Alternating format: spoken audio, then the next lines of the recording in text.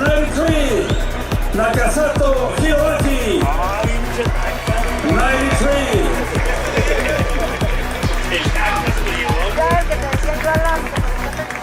Fuerte el aplauso al MVP del equipo de Japón. Ganado, represent MVP, jugador más valioso del equipo de México. Número 28, Fernando Mejía. Bravo, cabrón. MVP, Fernando Mejía.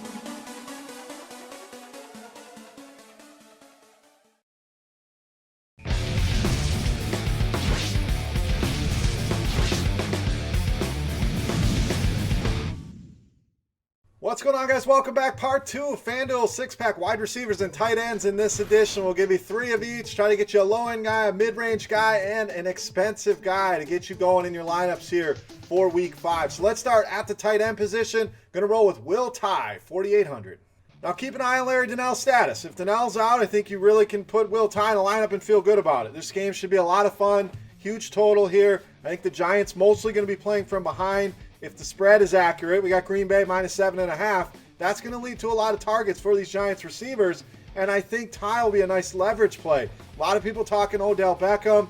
Nobody's really going to be looking at Will Tye in this game. So if Donnell's out, I think you got to look at him. A great pass catcher. The Giants, especially Eli, have always utilized the tight ends, and Ty's seen 11 targets in the last 2 games. Green Bay, on the other hand, not very good against the pass and have not been very good against the tight end either, giving up 75 yards a game to the position. So under 5K, I like the value on Will Tye. All right, let's go up to the mid-range here. Going to roll with Zach Ertz. A lot of people are going to take the wait-and-see approach here, but I see Detroit, I see tight ends, I plug the guy in my lineup. It's as simple as that. Detroit's been awful this season.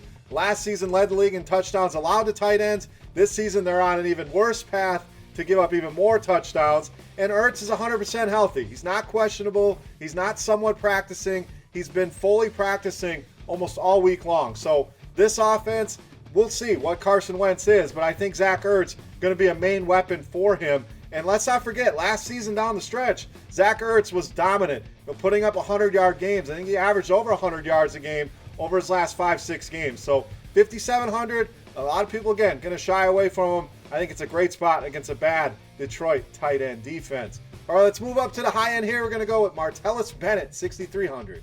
Now, Gronk is not healthy, and I don't know why they continue to roll him out there. I don't know why they don't just sit him. And if Gronk scores a touchdown this week with Tom Brady, would not shock me. But the guy that's been getting it done, and the guy I think they're really going to start to utilize here with Brady, is going to be Martellus Bennett. There's going to be a lot of talk about Brady. There's going to be a lot of talk about Edelman. There's going to be people that are on Gronkowski, and I think Martellus Bennett may kind of fly off the radar here in this one. But obviously, it's a huge boost to this offense, getting Brady back for everyone. We've seen Bennett put up a couple 100-yard games already. Now he gets a nice matchup with Cleveland, who is just about as bad as Detroit against the tight end position this season, ranking in the bottom 4 of the league so far. So Bennett on the high end, I think, will be very low owned. I think he's a cash game play if you do need him, but I love the prospects for Martellus Bennett this week at 6,300. All right, let's go to the wide receiver position. Our value play, Quincy Enunwa, 6,200. Now, Eric Decker's not going to go in this one. I'd be shocked if he plays, and there's going to be a lot of talk about Brandon Marshall. I'm fine with that, but Enunwa's the guy I think that's going to step up here for the Jets. Marshall's going to draw a lot of the coverage here from Pittsburgh. Enunwa was on the field almost the entire game last game, and I don't think that changes here in this one. So, been very productive for them. A guy that sees 5, 6, 7, 8 targets each and every week, and I don't expect Fitzpatrick to be as bad as he's been. So, Pittsburgh, we saw them pour it on Kansas City. Could see a similar fate here for the Jets, which is going to mean a lot of fantasy goodness for this passing game. I think Enunwa could be the guy that goes overlooked here. 6,200. Love stacking him up. If you're going with Ben and Antonio Brown, make sure you get some Enunwa in that stack. All right, let's go up to the 7,000 range. We're going to roll with Amari Cooper, 7,200. Now everybody's talking Michael Crabtree. Michael Crabtree's been great, no doubt about it. He's the guy in the red zone, no doubt about it. But you take Jason Verrett out of the secondary, and I know they still have some nice pieces there for San Diego. Amari Cooper's been good, just has not scored the touchdown. So averaging almost 9 targets a game here. If he starts to find the end zone, I think this is the week. I really think Derek Carr is going to get him going. I really love the stack of these two guys, and I love the potential discount you'll get on him in the ownership department. I think Crabtree going to be the guy that people go to. Cooper's going to be the guy that they write off. I think that's a big mistake. I think Cooper's the guy that gets it going this week. Maybe not Julio Jones-esque, but I think of Allen Robinson a few weeks back, and I think Cooper can have a similar type game here. At 7,200, the price is down. The matchup is ideal. This could be a shootout. Get yourself some exposure to Amari Cooper. All right, Beast time. Let's get to it. Let's look at this week's Beast of the Week. All right, Beast time. We're only going to go up a little bit. You know, you don't need me to tell you Antonio Brown's a good play. Odell Beckham's a good play this week. We're going to stay in the 7s here. We're going to go at 7,700. Our Beast of the Week, T.Y. Hilton of the Colts. Now, Hilton's a guy that's been getting targeted each and every week in this offense. You know, once they lost Dante Moncrief, we knew Hilton was going to be the guy, and it's certainly shown in his targets. Now, the production been very much up and down, but against this Chicago Bears team, who I think can stay in this game and make this game very much viable, I think T.Y. Hilton's going to see another 10 to 12 targets in this one, and he gives you that huge upside you're looking for. Any day of the week, T.Y. Hilton can score you those 2 long touchdowns and be the difference maker in your GPPs. I think he's cash game playable this week. I think he comes out and has a huge game and helps somebody win a ton of GPPs this week. T.Y. Hilton, my favorite play on the board in this week's Beast of the Week. All right, guys, that'll do it for part 2 here. We looked at your wide receivers and your tight ends. If you missed part 1, we covered quarterbacks and running backs, so go check that out. If you have any questions, as always, hit me up in the comment section. Reach out and follow me on Twitter at BeerMakersFan. And don't forget, subscribe, RotoGrinders YouTube channel. Get all the great daily videos, shows, a ton going on right now. You get it all. Just hit that little button. Make life easy on yourself moving forward. For RotoGrinders.com, I am Beer saying salut. Best of luck here in Week 6. Keep an eye out for the DraftKings 6-pack. We'll have that out shortly. Good luck this week, guys.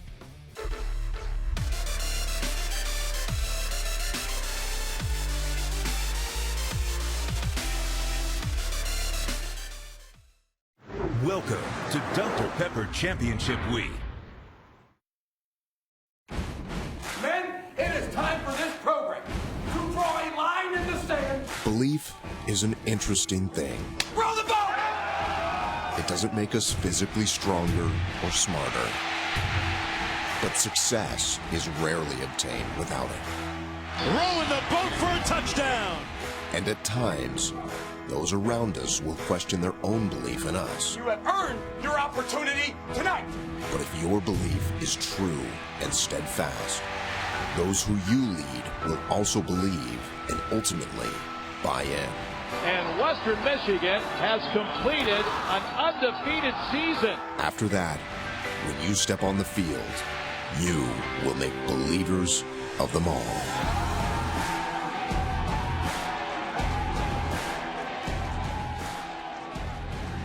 Welcome everybody to Detroit and the Marathon MAC Football Championship game as part of Dr. Pepper Championship Week. The 20th edition of this championship contest pits the champions of the East, the Ohio Bobcats, their 4th trip to the MAC title game, and the Western Michigan Broncos, 17th ranked team in the college football playoff rankings, their 3rd trip to the MAC title game. They're the champions of the West. And with that, we welcome you into the broadcast booth in Detroit. Adam Amin, Mac Brown, Molly McGrath will join us in a moment as well. For Ohio, they're trying to snap the longest title drought in the MAC right now, 48 years since their last championship. They are a 3-score underdog, and the biggest story coming into this contest has to be Western Michigan. An unbeaten season, a sought-after head coach, chance at history, chance at the New Year's Six, and a potential Cotton Bowl berth. What is the pressure like for Western Michigan in this game right now? When you think you're good and you've won 12 straight games, your pressure's in practice. So they're having fun. I think we'll see them play well tonight. Well, the biggest key and question that we're going to discuss over the course of these next couple of days, maybe even expanding to about a week, is it Western Michigan? Is it Navy? And again, these is under the assumption that both win their conference championship games. These are the resumes that you're looking at. Comparable, certainly. One team has an edge in one category, the other in the other. If you are on the committee, are you putting Western Michigan into the Cotton Bowl with a win tonight? If Western Michigan wins tonight, absolutely. It's hard to be 13-0. I love what Kenny's doing at Navy.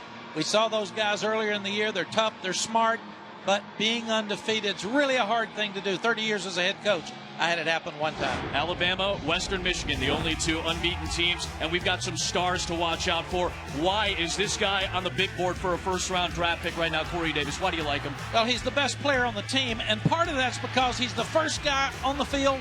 He's the last guy to leave the field, the hardest worker for sure. He can run, he can catch. He's also one of the best blockers in the nation at wide receiver. He's got strong legs, and he can break tackles in field as well. Only the second ever receiver in college football history with 5,000 receiving yards. He's the all-time leader. He is the MAC Offensive Player of the Year for Western Michigan. On the other side, Ohio's defense, which has been a stalwart for them in many games this season, is led by the Defensive Player of the Year, Terrell Basham, and he is the headliner for what has been a really good Frank Solich defense this year. Yeah, Ohio is here because of their defense. These guys can rush the passer with 4.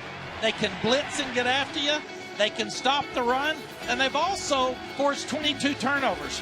Frank Solich said that he loves this group of linebackers. It's the best linebackers he's ever had since he's been coaching. And he's had a long history as a head coach.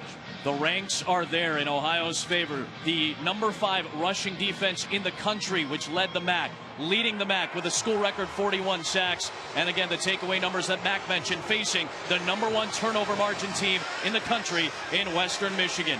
One of these teams will snap a skid for a MAC championship game. We welcome you to Detroit on a potentially historic night. You're watching Jimmy V Week for Cancer Research on ESPN as we continue our commitment to the V Foundation and Jim Valvano's dream to defeat cancer. The Western Michigan Broncos take the field. If there's anything that links Jim Valvano and PJ Fleck, it's their desires to motivate their players before going into the field of battle. Tonight, you have something to do. You have an opportunity to do something very, very special. You know and I know it, but it's the next right step of this program. It's the next right step for you. It's your night. It's your legacy. Enjoy and have fun writing that last chapter in that book. I love you. I'm proud of you. Let's go row the boat with each other. Hey! Let's go,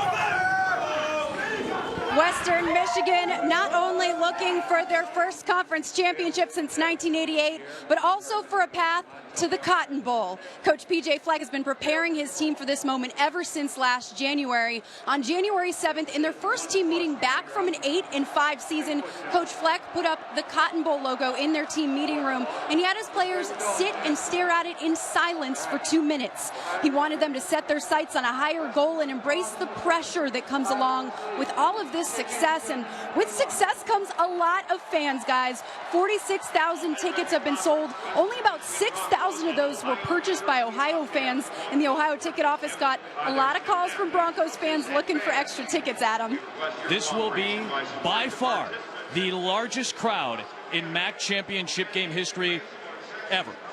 The record is 25,483, and as Molly just told you, they're expecting upwards around 50,000. It is a mere 2-hour and 15-minute drive to get from Kalamazoo's Waldo Stadium to Ford Field. For the folks from Athens, Ohio, and Frank Solich's fans, it is about a 4-hour and 30-minute drive. For Frank Solich, another trip to the MAC championship game. This is the 4th all-time for the Ohio Bobcats. What a job that Frank Solich has done, consistently winning at a place where he wasn't sure he would take initially when he got the job a dozen years ago, and he has turned it into a perennial, not necessarily power, but a team that's going to be competitive every year, and here they are again. 72 years old, Adam, and we talked to him yesterday, and you'd think he was a first-year coach. Yeah. He's got so much energy and excited about tonight. Western Michigan won the toss and deferred, so the Bobcats will be the first offense out on the field tonight in the 20th Marathon MAC Football Championship game. The redshirt freshman Kyle Belak out of Myrtle Beach, South Carolina, will try to run one back. The longest return this season by an Ohio Bobcat is 54 yards. They haven't had a kick return for a touchdown in 2 seasons. And the talk surrounding P.J. Fleck has been very apparent. He has become one of the hot names in coaching over the last month and a half, 2 months this season. And he is completely focused on the task at hand tonight. Derek Mitchell gets us going, year number 20 of the MAC championship game, and Belak will bring it out from a yard deep in the end zone. And on the return, he'll stumble down just shy of the 30-yard line in front of Justin Tranquil. So Quinton Maxwell, a redshirt freshman out of Rayville, Missouri, population 223, took over in the second half of the Eastern Michigan game when Greg Windham had some struggles and some injury issues. He took over as the starter the week after. This is start number 6 consecutively for Maxwell. A lot of upside with Quinton Maxwell. He's got the strong arm. He can run. He's smart. He's kind of a gym rat. He hasn't been as accurate as he needs to be. And tonight, Adam, he's going to have to hit some of those deep balls for Ohio to be able to win this ball game. This drive starts from the 28-yard line.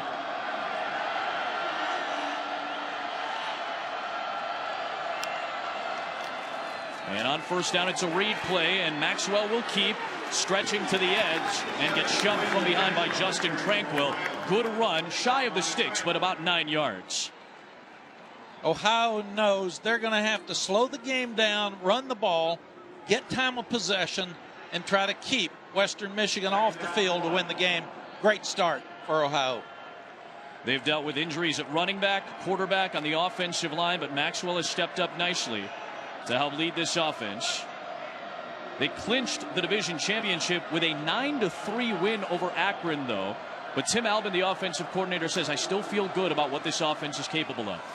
On the ground, it's Dorian Brown, their leading rusher, gets tackled right at the 38-yard line by Casey Carson, and this may depend on the spot. It'll be good enough for a first down.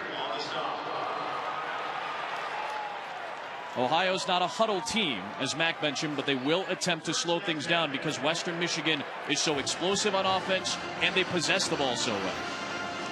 And they'll use a lot of check with knees with the young redshirt freshman quarterback looking to the boundary and going back out on the field.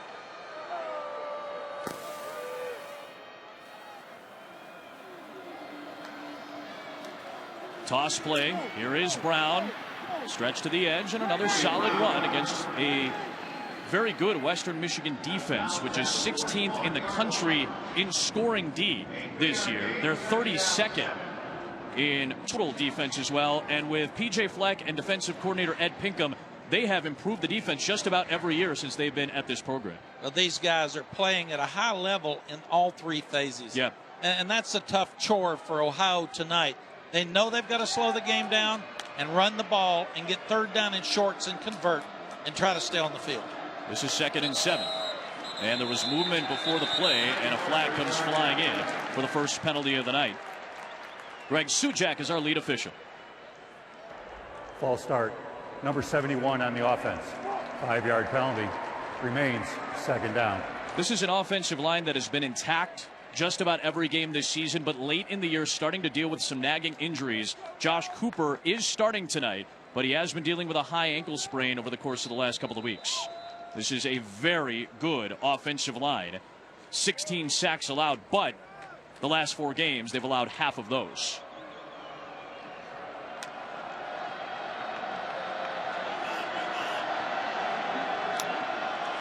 On 2nd and 12, they'll swing it out for White, and the ball is loose on the ground. It is loose at the 33-yard line, and it looks like Andre Turner was on top of it for the Broncos. The top turnover margin in the country belongs to Western Michigan, and they have a takeaway.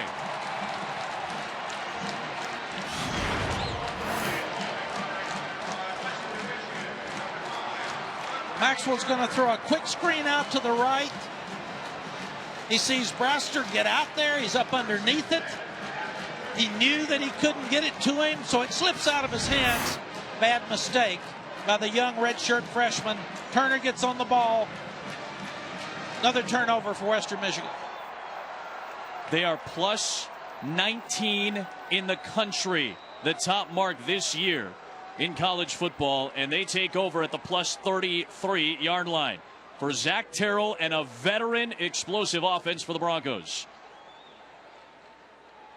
A read playing on first down. It's Jarvion Franklin trying to seek space. Nothing there against one of the best rush defenses in the country. That tackle from Chad Moore. Redshirt senior Zach Terrell, 6'1", 204 pounds, out of Fort Wayne, Indiana. This is his 45th consecutive start. Top completion percentage in the country. His numbers towards the top, if not at the top, of Western Michigan and MAC charts.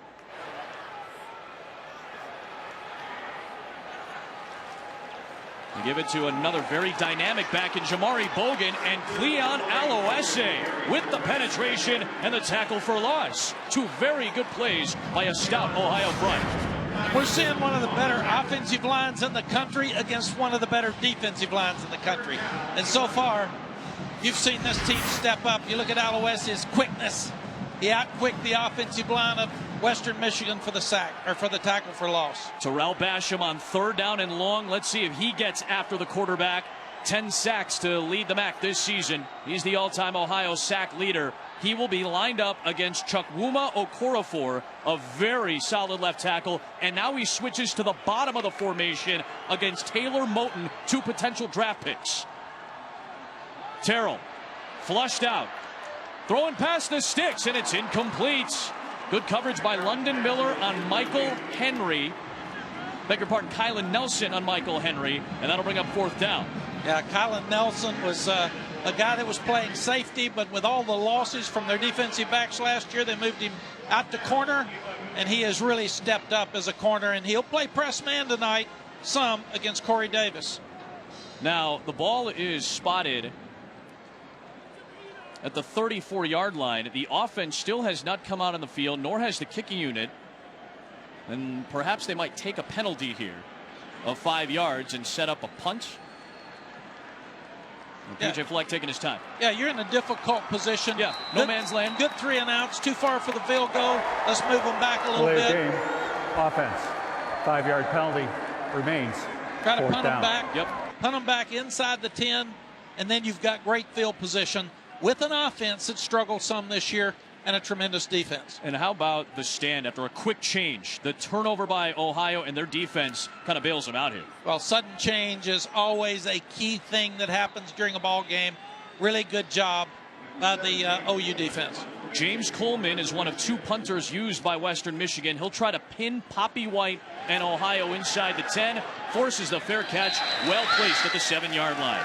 Adam, these guys are doing a great job of getting an end-over-end punt, and it'll back up, actually, inside the 20. So Frank Solich's offense had a turnover. The defense bailed them out. They've got the ball again.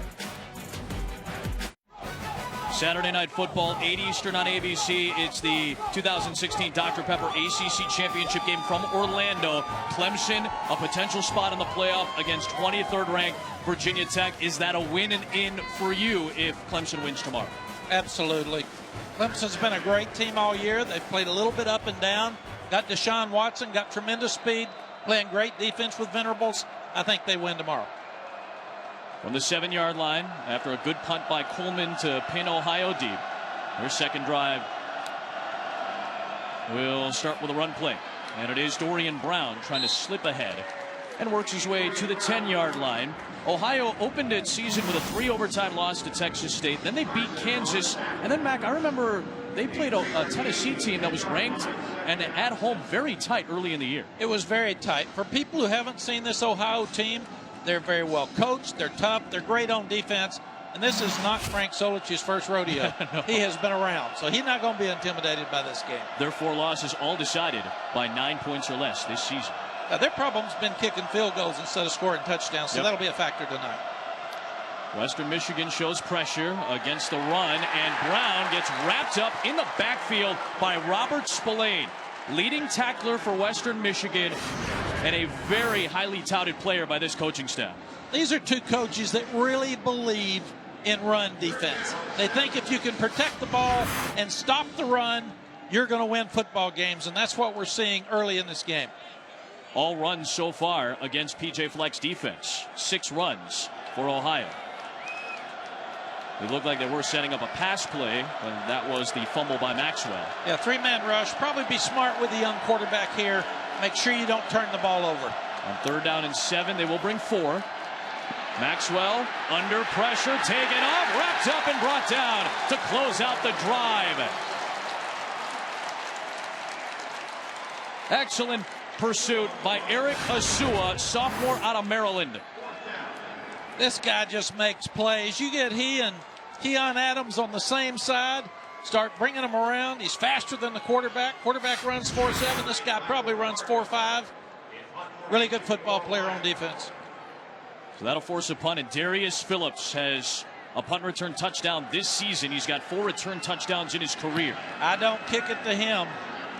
Farkas with a good high punt and forces the fair catch, but good field position for the Broncos after a 42-yard punt at the 47-yard line. Western Michigan with good field position, the 3rd-ranked scoring offense in the country. Have a path, do you think, to the playoff as well? I would think Colorado doesn't get in, but if Washington wins, Colorado's a really good win with strength of schedule. I think Washington's in. I know some people have been talking about at this point maybe their schedule not up to snuff overall because of a weak non-conference tonight would go a long way in helping their case for the playoff. From the 47-yard line, Zach Terrell underneath, and it's caught by Donnie Ernsberger, the tight end. He gets driven back by Quinton Poling, a very good middle linebacker, but a 5-yard gain to Donnie Ernsberger with his 9th catch. It was a blitz from outside. Really good job by Terrell getting the ball out of his hands quickly to Ernsberger. We're going to see Ernsberger being one of the key members of this football team tonight to help them on offense. 3rd team MAC selection this year. The 9 catches for him is a career high. He had his first career touchdown last week in the win over Toledo, which got Western Michigan to the MAC championship. Play action, Terrell on the out route. And a great move in open space by Corey Davis. His first catch of the night, and sure enough, he comes up with a big play, slipping past Javon Hagan, the freshman, 19 yards. That's what makes Corey Davis special. He gets isolated one-on-one with Hagan, the redshirt freshman safety. He goes in and out move, quick move on the outside, 1st down. Corey Davis on Mel Kiper's big board at number 24, one of the top 3 wide receivers that is draft eligible according to Mel Kiper and our NFL draft experts. Can't miss tackles in space tonight to win. Hard to tackle Corey Davis one-on-one. He's in the slot to the right as they'll keep it on the ground with Jamari Bogan. And the run plays just haven't been very productive early as Blair Brown comes up to help make the tackle. Yeah, Blair Brown's the leading tackler, but you can see as Western Michigan came back, 2 passes to start the 2nd drive of the ball game. Now they try to run. They're not getting anything on the ground. So I think that's going to be what we'll see out of Ohio all night. Stop the run. If they're going to beat us, it's going to be in the air. Keep an eye out for Corey Davis everywhere he goes. Bottom of the formation with Kylan Nelson in coverage. Terrell throws underneath, and it's caught by Bogan.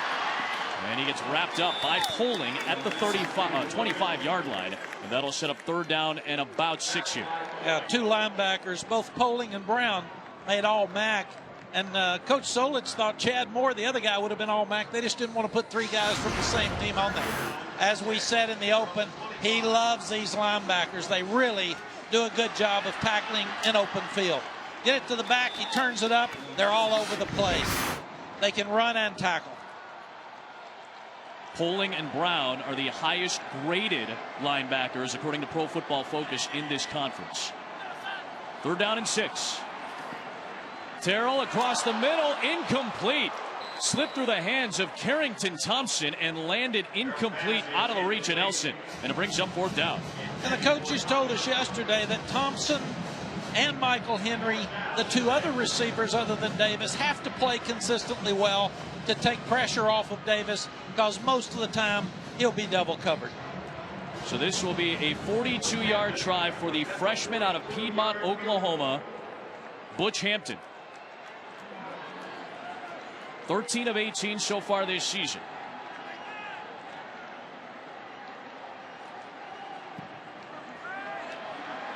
And Butch Hampton is on target to start the night, and Western Michigan is on the board.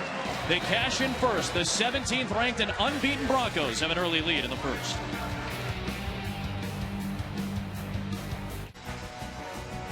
Buster Bronco's hoping that his Western Michigan boys can run the football a little bit better as they're rowing the boat tonight here in Detroit for the MAC championship game. That was going to be a big key, Mac, that you and I tracked over the course of the entire night. How can Frank Solich's defense stop Western Michigan? Well, nobody else has run the ball on them all year. So, and it's obvious with -4 yards rushing, Western's going to have to use Zach Terrell as their key to win this football game, as good as the run defense is with Ohio. After a Butch Hampton field goal, Derek Mitchell kicks away. And Belak will bring it out. Kyle Belak lost the football inside the 20, and the Broncos may have it again.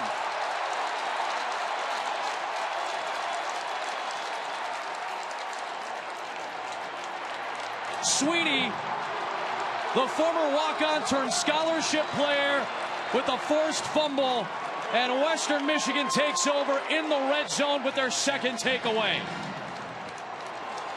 Adam, that's what these guys have done. The second takeaway of this game, they were +18 turnover ratio coming in, and turnovers usually are the difference in championship teams or not.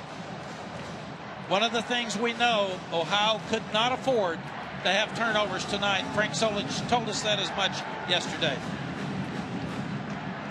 Trevor Sweeney, who I think a lot of people remember from that College Game Day story about how he received his scholarship, an onside kick during practice with a letter taped to it written by P.J. Fleck awarding Trevor Sweeney a scholarship.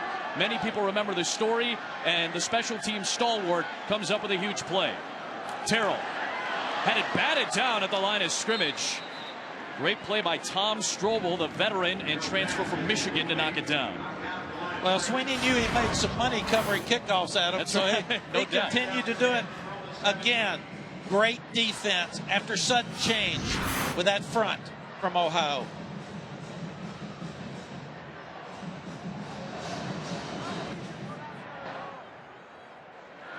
Walk-on spirited guys like Sweeney are what make your team special.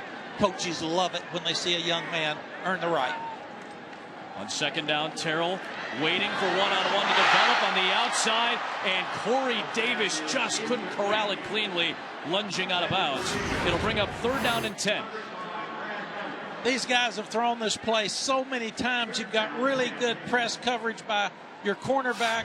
He throws it to the outside, away from Brad Ellis. It's a really good throw, a little bit outside of Corey Davis's reach. Huge 3rd down now. If you're Ohio, you've got to make them kick another field goal.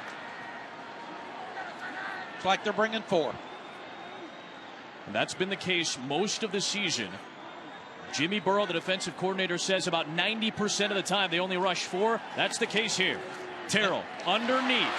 And in space, Davis trying to get to the sticks, dives ahead. He will be short at the 10-yard line. Good pursuit, closing it out was Quentin Poling, along with Kent Berger. So will the offense stay out of the field here? That's the question. Yeah. Blair Brown slowed him down underneath, crossing route. Kind of a little pick there with your running back, Franklin, and then Corey Davis turns it up. But you got to kick the field goal here because Ohio is not moving the football. So you take points when you can get them. So this will be a 27-yard try. Hampton already good from 42. It's not a decision. Take the points.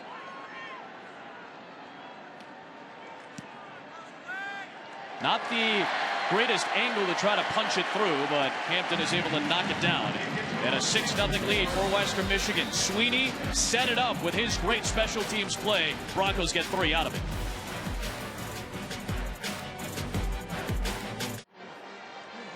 This is the Marathon MAC Football Championship game. PJ Fleck's teams at times this year have gotten off to slow starts. They hope to wear teams down as the game goes on with their explosive offense, big running game, big bodies. But Frank Solich was hoping for this. Let's keep it close. Let's try to control the clock, and let's make defensive stops. And so far, his defense is doing that.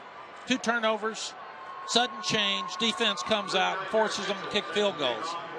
But they cannot allow Western Michigan to stay on the field. They've got to get some drives, and to do that, young Quentin Maxwell is going to have to step up at quarterback. And Kyle Bielak, who had the ball jarred out of his hands by the torpedoing Trevor Sweeney, is back to return again. And this one, a line drive to the sideline and out of bounds, so good field position coming up here for Ohio on the procedure penalty. We're celebrating its 12th year sponsoring the Good Hands Field Goal Nets. Allstate makes contributions to participating universities' general scholarship funds for each field goal and extra point kick. To date, Allstate has contributed millions in scholarship funds.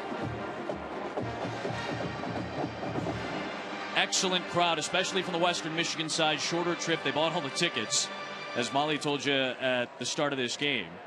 But a bad kick by Derek Mitchell, and Ohio will start from the 35-yard line. Yeah, nearly 50,000 people here tonight. What a great night for the MAC championship. Awesome. By far, almost doubling the record crowd here at Ford Field. Looks like a designed quarterback run for Maxwell, and there's just not a lot of room to try to maneuver around David Curl, veteran up front out of Shelby Township, Michigan, who makes the stop, and he's a little bit slow to get up and looked like he was in some pain. Yeah, it was designed quarterback draw. They're trying to get the young quarterback to be relaxed, give him some simple plays, but they've got to start making some first downs to keep their defense on the boundary.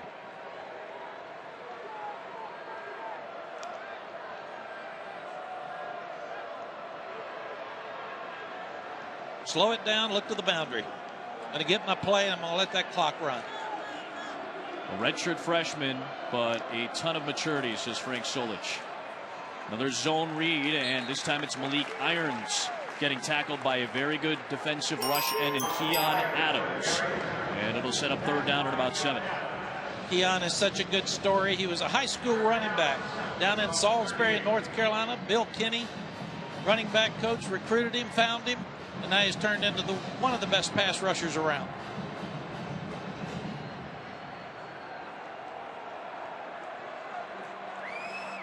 Big down, you got to be smart, Adam. You can't get your young quarterback in a bind, but you got to be smart. Still try to get your first down. Probably a simple throw. Blitz coming from Western Michigan. Maxwell had some time and throws a little bit too tough for Bielak. Good coverage from Devontae Ginwright, the redshirt freshman from Southfield, Michigan. When you've got a young quarterback, you got to put pressure on him. So you got to bring the guys. Asante Brown right back in his face. Darius Phillips on the coverage. The young quarterback has a tendency to throw high anyway. That's why they're putting pressure on him early. And again, no Justin Ferguson at safety today for Western Michigan after that gruesome leg injury against Toledo last week. Another very good high punt, but the MAC Special Teams Player of the Year, Phillips, will get a decent block and will return it to the 19-yard line. Bielak, racing in coverage, was able to make the stop after a 53-yard kick. Well, all weekend long and for the entirety of bowl season. Remember, you can stream every game live on the ESPN app and on Watch ESPN. Download the app or visit watchespn.com today. And for Western Michigan, Darius Phillips, who has been a stud in special teams this year, is down on the field. And you see the Dr. Pepper Championship weekend menu. A lot of major games and a lot of playoff implications coming up. As for 2 injured players. There are 2 injured players on the field, including Darius Phillips, after that return.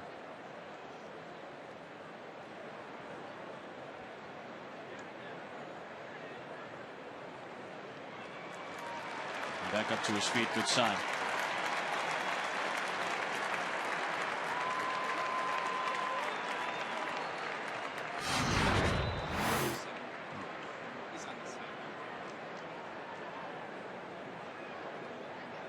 Kind of ran into his own man. That's friendly fire there where he turned up, hit him in the chest.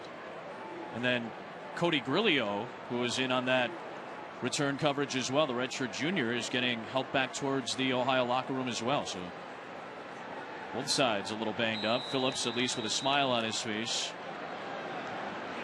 Darius Phillips is a player that Western Michigan cannot afford to lose. Because not only is he a great special teams man, but he is their starting cornerback. He is electric too. Every time he touches the ball, he has a chance to score in a great coverage. So from the 19-yard line, Terrell off play action.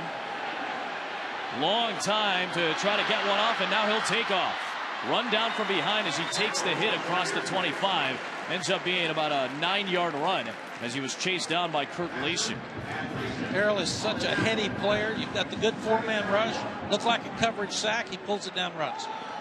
Western Michigan shows a little bit of tempo here, and Jarvion Franklin, the MAC Offensive Player of the Year in 2014, spins ahead for the first down.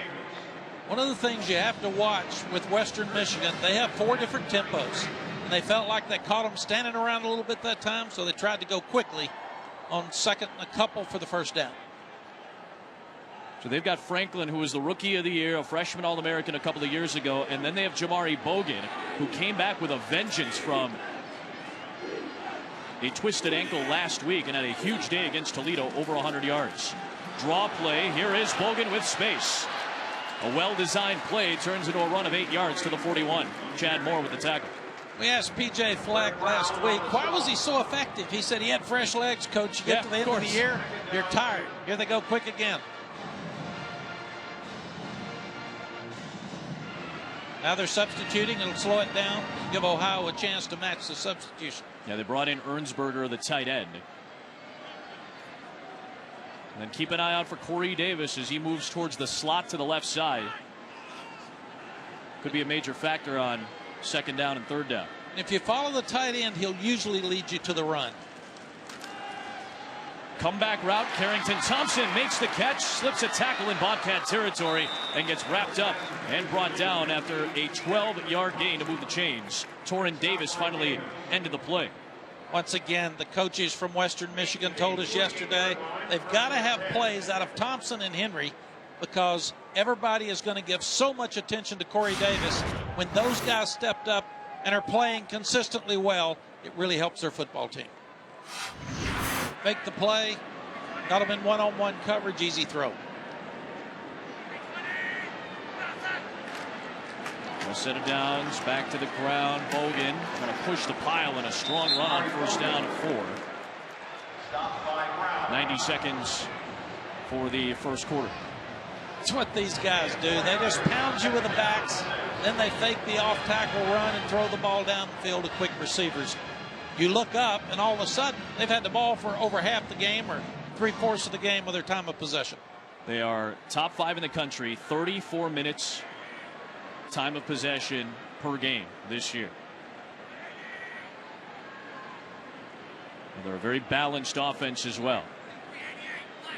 Terrell will make the checks. The play clock inside of 5. And right back to the ground and ahead of steam for Jarvion Franklin close to the sticks. Submarined by Davis, and it should set up third down and short. This great defense by Ohio has already been out there too long.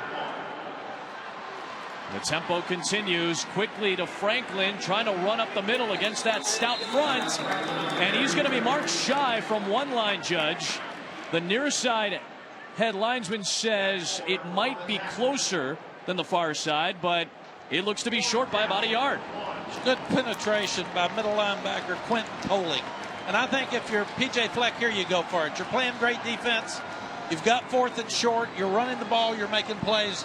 I'm going to go for this one. And they don't have to make the decision yet. They don't have to run a play at the end of this first quarter. So P.J. could have some extra time with the ball at the plus 39. That's the end of the quarter. And 4th down and short to start quarter number 2. P.J. Fleck sprinting down the sidelines, and his team unable to cash in with touchdowns despite a couple of takeaways. A 6-0 lead for Western Michigan. 12-0. Trying to make their case for the New Year's Six and the Cotton Bowl. Trying to finish off an undefeated regular season. And the Bobcats trying to snap the longest drought in MAC championship history. Quarter 2 coming your way next.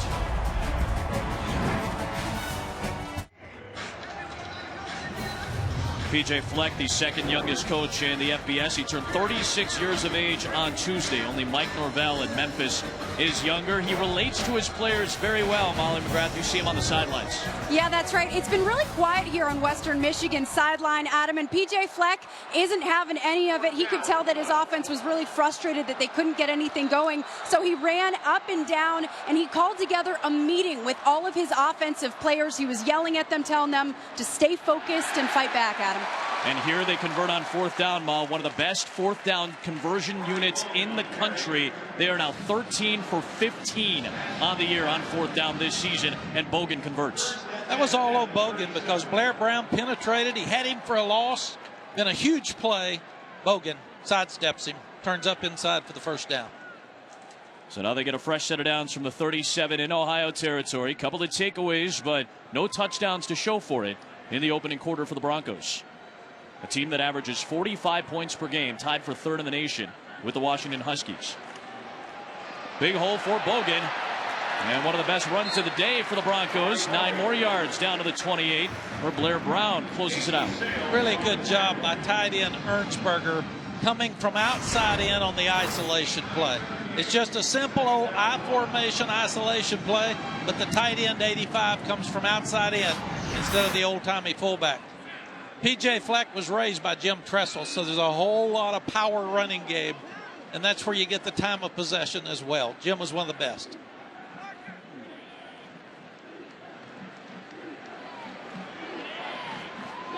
Tenth play of the drive for Western Michigan, and it will be Bogan again to move the chains. PJ Fleck is an Illinois native, former wide receiver at Northern Illinois, great wide receiver and punt returner. And indeed, a disciple of Jim Tressel. He was a GA under Jim in 2006. That was the team that was #1 most of the season, beat Michigan in that wild 1-versus-2 game, lost to Urban Meyer's Florida team in the BCS championship game. And he had to do it the hard way going back into coaching.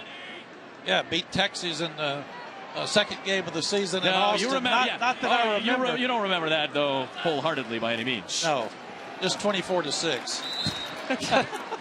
And the rule had changed, and I laughed at PJ last night because there's 9 minutes left to go in the game, and he said Jim Tressel would take the air out of the ball, and that's when the clock was running. And I can remember sitting there 9 minutes, and we ended up not getting the ball back. He kept the ball the rest of the game. Yes. And look at this. This is a drive that would make Jim Tressel proud. 11 plays downfield. And the 1-yard, 2-yard runs in the first quarter are now becoming 6 and 7. And that's been the MO for Western Michigan, wearing teams down with their running game. 4-man stunt up front, and the toss goes to the near side of the field for Thompson. Ripped out of bounds by Brad Ellis inside the 20 to the 17-yard line. And that will set up 3rd down and 2. And this is where they're so good. You put 7 or 8 in the box to stop the running game. Then you're one-on-one outside. They got Carrington, they got Henry, and they've got Carrington Thompson, Michael Henry, and Corey Davis outside that are hard to cover. Big 3rd down and 2. And you've also got 2 downs to get this. It feels like 4-down territory. Run blitz for Ohio, and busting through is Bogan for the 1st down at the 11-yard line. Torrin Davis shut it down, but 6 yards to stay on the field. 5 first downs on this drive for the Western Michigan offense. There's a slant up front by the line. They slanted from left to right, but the Western Michigan line picked it up perfectly. Good vision, good patience by Bogan stepping up inside. Kanoy with a really good block up front. Veteran offensive line with Kenoy in the center spot. Okorafor and Day and Jariga and Moten, very experienced line. Quick toss to the outside for Corey Davis. And he gets chopped down near the 5-yard line. Javon Hagan and Kylan Nelson got there fast to shut it down. Every time it feels like Corey Davis touches the ball, something big could happen. Well, this is like a run. You get it in Corey Davis's hands. He's big, he's fast, he's quick. You've got a red shirt freshman in Hagan trying to tackle him in space. He gets 7 yards on 1st down because you've got, again, so many committed to the run inside. 6'3", near side of the field. This is red zone territory for Corey Davis to try to be a stud against Nelson. You might have 2 chances, maybe even 3 to get it to him. We're going to run it. Yeah, up the middle. And Bogan just got stopped shy of the goal line by Evan Crouch, backup outside linebacker. And here we go. This is right at the edge of the goal line, Mac. It could be first down here, too. Yes, and you can take another shot at the run, and then you can take another shot at the run on 4th down or run pass option with their quarterback. They do mark it initially shy of the line to gain. They could have gotten a first down. Now they move the sticks. Now it is first down and goal. The official sticks on the near side of the field had not marked it until a moment ago. Now you're running the ball so well, you're going to run it. Yep. Take care of it. They've only had 5 turnovers all year. On the field was hit. The runner made the line to gain. The previous play is under review. You can review a spot when it relates to a scoring play or the line to gain. Rogers Redding, the Secretary Rules Editor of the NCAA Football Rules Committee and the National Coordinator of Football Officials, is with us in the broadcast booth, and pleased to have Rogers with us. The guru. We call him the guru here at ESPN. Yeah. Always very helpful. It's a very good officiating crew here tonight, Rogers. Greg Sujak is the lead official, and Steve Furjanic is the replay official. These are the all-stars of the MAC officiating crews. What do you see on this replay here? Well, what they're looking for, of course, is did he make the line to gain? And it is reviewable if the line to gain or the goal line is in question. You wouldn't review this otherwise. And so I think just to be sure, they want to make this as a review. He's not down before the ball gets down. Based on that spot, what do you think? Based on that spot, I think it may be short. Okay, I would agree with you. I think it may be short. Mm-hmm. Now, again, you're looking at where the elbow or knee goes down and where the ball is in relation when that to happens. Exactly. That's right. And so they can piece this together if they need more than one view. And Rogers, people would say too many reviews. It takes too much time. It's only inches. What's the big problem here? Why would they review this? Well, because it's obviously if they make the first down, then they've got 4 downs to score. If they don't make the first down, then it's going to be whatever down it is coming up. So I think it's going to be short. I think they're going to overturn this.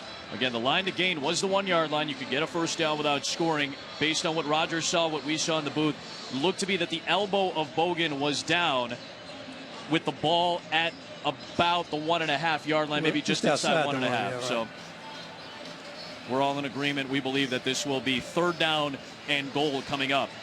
And again, that changes the complexion of how you call plays on this next play. If it's 1st and goal, you can run it 4 times. If it's 3rd and goal, you have different options. Review, the ruling on the field is reversed. The ball will be put at the 1-yard and 1-foot line. We will then check the chains to see if it's 3rd down or 1st and goal. Again, they reviewed the spot, moved the spot. Now the chains will come out to measure. Right. So many 3rd down and 4th down conversions this season, though, for Western Michigan's offense. 2nd in the country on 3rd down at 56.8%. Navy is 57%. Ironically enough, 2 teams that are right in the thick for the group of 5 slot in the New Year's 6 games are very good on 3rd down, and 13 of 15 on 4th down this year as well. And after the official chains are extended, it is just short, and it will be 3rd down and goal coming up. And Adam, for our fans, you make 3rd down conversions when they're 3rd and short. Right. And what these 2 teams do, both of them run the ball effectively on 1st and 2nd down. So they're trying to convert 3rd and 2, 3rd and 3. Same with Navy. They stay on the field. They dominate time of possession. A lot of your turnovers and sacks are when you're 3rd and long. Ball's knocked out of the quarterback's hand. Tip balls, interceptions. Doesn't happen when you're Western Michigan and Navy because of the 3rd down and shorts. 16th play of this drive, which started with 3:40 to go in the 1st quarter. Huge 3rd down and short here.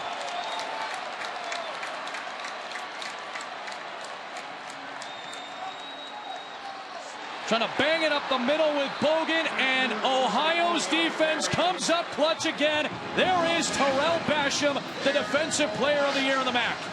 If anybody wonders why this guy's an NFL prospect and going to the Senior Bowl, he is so quick off the ball. He's powerful. He comes up underneath, he submarines, and he hits the back in the backfield for a 2-yard loss.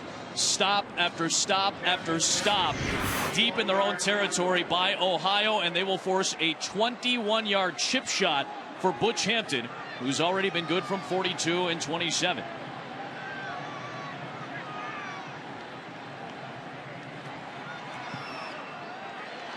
Butch Hampton is 3 for 3 tonight.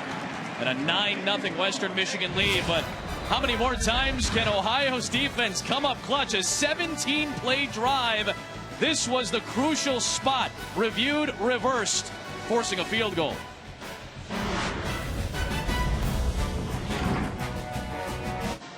And again, you'll see that on ESPN, the top 4 teams going to the College Football Playoff semifinals, and then, of course, all the other bowl slots in the New Year's Six to be determined. But if Navy beats Temple in the American Conference Championship game tomorrow on ABC, the committee could hold up a final ranking until after the Army-Navy game a week from Saturday if they feel that Navy could potentially jump Western Michigan with a win over Army as well. Now that's dependent on what the result of this game and tomorrow's game is too, but that could hold up the rankings a little bit. Yes, and I would say if Western Michigan wins tonight, regardless of what Navy does tomorrow, if the committee holds, that means Navy has a really good chance of jumping Western Michigan to get to the Cotton Bowl. Yeah, doesn't it feel like they're saying that there's a chance? Yeah, there's a chance right there, right?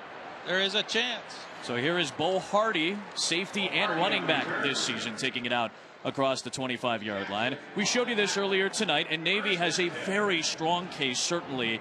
They have the advantage in a couple of categories. They have the advantage in strength of schedule, 119 for Western Michigan, 71 for Navy. You see the strength of win-loss rank, 11 to 25. That's in Western Michigan's favor. That means that would it take an average top 25 team, it would be a more difficult route to get to Navy's 9-2 than it is to get to Western Michigan's 12-0 right now. And when they beat Houston, Houston was number 6 in the country. Greg Windham has checked into the game at quarterback, the redshirt senior out of Tampa, Florida, King High School, who started the first 7 games this season. Frank Solich says he has no fear in using Windham. And he'll go through the air, down the middle, taking a shot, and it's caught by Poppy White. And there goes the speed. 1st and goal, Ohio. Windham's first play is the biggest of the day in the MAC championship. Great move by Frank Solich and his offensive staff. If it's not working, change it. Ohio only had 10 plays for 17 yards.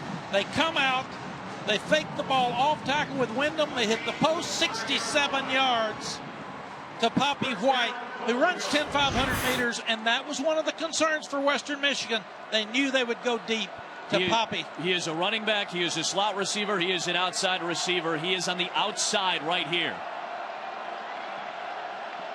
They've got Sebastian Smith at the top of the formation. Good receiver. They're going to go to him.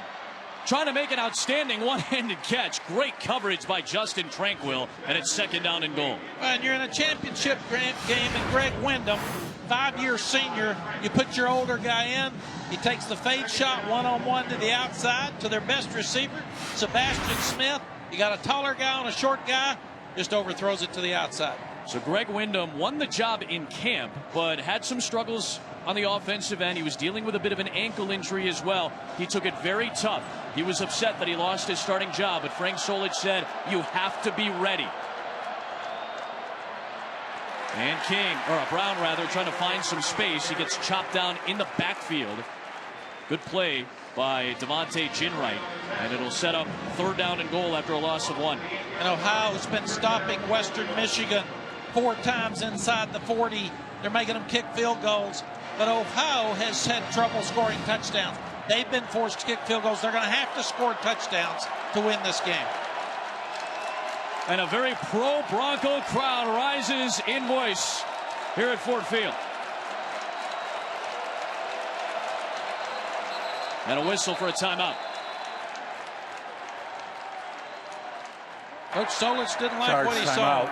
Ohio, their first of the half. Now, this is such a critical play. You use a timeout. It will run 30 seconds. And they're probably going to isolate a guy like Poppy White on a safety, on a linebacker. So they're trying to get a mismatch formation where you can put him in a slot position so you can get a one-on-one versus man coverage. Mac, you mentioned the red zone. Such a problem spot for Ohio's offense all season long. 80% scoring but only 44% touchdown rate. That's one of the worst marks in this conference. They've turned it over 6 times in the red zone this year. They've got a fantastic field goal kicker, Louis Zervos, and the offensive coordinator, Tim Albin, says, I don't want to use him. I love him, but I don't want to use him because that means we're scoring touchdowns if he's sitting on the bench. My friend Red McCombs on the Minnesota Vikings. Gary Anderson was the best kicker in the NFL. Denny Green was his coach. He called Denny and said, I want you to trade Gary Anderson. He said, why? You're kicking too many field goals. I want to go for touchdowns. Ohio U's got to go for a touchdown here.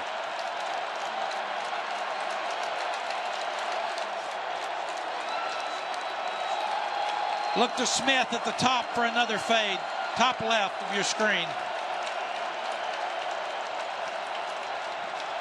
Wyndham looks back to the near side of the field, and Jordan Reed muscling through for Ohio Bobcat touchdown. Beat Devontae Ginwright on the slant. 5-year senior to 5-year senior. Really good job by Wyndham looking to his left. Comes back, little stutter route, comes to the inside. Jordan Reed, older guy, good hands, touchdown. So here is Zervos on the extra point try, and that gets Ohio within 2. Poppy White, the redshirt sophomore with the longest play of the day for the Ohio offense. Greg Wyndham's first snap on offense of this MAC championship game, finding Poppy White and Jordan Reed at 6'3", 209 pounds on the receiving end to get Ohio on the board.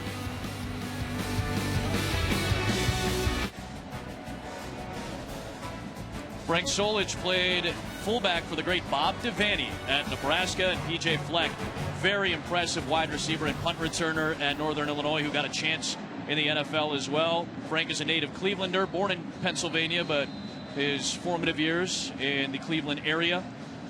And the second oldest coach in the FBS, right behind Bill Snyder, right ahead of a MAC graduate, Kent State's own Nick Saban. And then on the other side, what a juxtaposition, the second youngest coach in the country in P.J. Fleck. Yeah, these two guys are 2 of the better coaches in the country. Frank actually coached Nebraska against Miami for a national championship. I coached against him 6 times when we were at Texas. Not his first rodeo. No. Great job bringing the older quarterback in when things weren't working, turning him loose, letting him throw. Good to see Darius Phillips back out on the field. Dangerous return man. And on a short kick, he'll grab it from the 6. 3 career kick returns for touchdowns in Darius Phillips' career. And he's out of bounds. Looks like shy of the 40-yard line. The big pass play, 67 yards, set up the touchdown on the last Ohio drive. Well, it's impressive that you let your quarterback come off the bench, 5-year guy. He fakes the run up inside with play action. They've been running the ball so much on first down. Safety steps up, linebacker steps up. He throws the post to Poppy White. 500 meters, change this game. Yep. Now we've got a 9-7 ball game. Could have been 21-7 if that defense for Ohio has not stopped Western Michigan in the red zone 3 different times. Zach Terrell will start this drive from the 30-yard line where Phillips stepped out of bounds on the return. Off play action, Terrell over the middle, a well-timed pass on the slant to Corey Davis. There goes the future first-round pick for a score.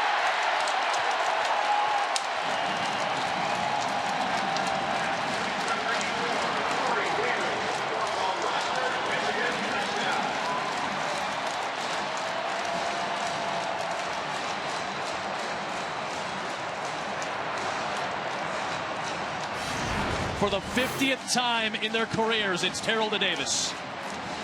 Well, they just came back and ran the same play, basically, that Ohio ran. Fake the ball up inside, throw it on the slant to Corey Davis. Corey's a mismatch for Javon Hagan, the young redshirt freshman safety. Beats him one-on-one for the long score. You can see why that guy will be in the NFL. Great answer by Western Michigan. Longest scrimmage play of the season for Western Michigan of 70 yards. And just like that, the quick strike Broncos strike with their stud, the senior out of Wheaton, Illinois. 50 touchdowns between Terrell and Davis. That's number 51 for Davis in his career. A reminder that Star Wars Rogue One is in theaters on December the 16th. Beautiful look at Detroit and Windsor, just across the water. A lot of folks like to make the trip when they make the trip up to Detroit. Ohio, a 3-score underdog in this game, keeping it close. But Corey Davis doing what Corey Davis has done his entire career at Western Michigan. Number 24 on Mel Kiper's big board. Guys like Mike Williams at Clemson, John Ross at Washington, and Corey Davis. Those are probably 3 of your top 5 receivers off the board come the NFL draft this year. P.J. Fleck made a great point yesterday. He's the hardest worker on the team. He said he may not be a first-round draft choice. He will either beat one out or make that first-round draft choice earn his money when he goes to the NFL. Kyle Belak will backpedal and take the touchback. Hardy, rather, will do so. And out to the 25 will come the Ohio offense. Jarrett Dillard, one of the great receivers in the history of college football, had a great quarterback as well, Chase Clement at Rice. Dillard has the all-time touchdown record at 60. Davis has 51, 50 of which have come from Terrell, the second most prolific duo in college football history. I don't think many would realize that this is the duo that's on that list in the top 2. And this guy was a 2-star recruit that nobody wanted. P.J. Fleck found him. He believed in him. He really helped him move forward. And now he's one of the better receivers around. Zach Terrell has been the benefactor. Wyndham's second drive of the game, and he dumps it off underneath for Malik Irons. Great job in the open field by Asante Brown. Recruited as a wideout, defensive back at first, now an outside linebacker. Good job getting on the corner with the quarterback. Wyndham throws it short. Great play by Asante Brown in space. It's interesting that 4 passes out of the first 5 plays with the new quarterback. Yeah. He trusts the older guy more than the younger guy.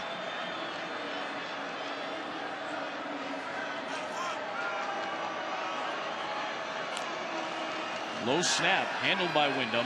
A pump and toss for Reed, and too tall. Keon Adams had the pressure coming in on Wyndham. You need time to let that play develop. Yeah, this is why Adams is such a tremendous pass rusher. He starts outside, he comes up into inside, he hits a quarterback in the chest, knocks him down. The play was open, took a little bit more time to develop. So that's all by Adams. Would have been a completion for a first down. 3rd and 9. You don't need to let the ball get back in Western Michigan's hands. Critical first down here. Looks like they're going to bring 4. 4-man rush indeed. Wyndham got rid of it with the pressure bearing down, and he found his top target in Sebastian Smith. Boy, he held in, did Wyndham, with Brayster right in his grill. There were some games up front with the defensive line. They twisted.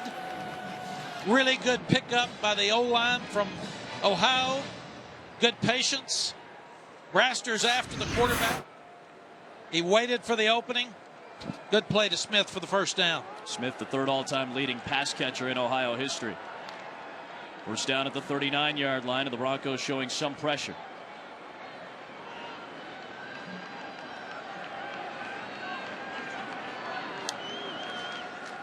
Play action fake, forward pass to White, and it bounced into his hands. White at about 5'9", 171. You got to get it up there for him, and it's 2nd down and 10. Great player check. They had all the guys coming up inside for Western Michigan on the blitz, one-on-one outside to your fastest guy.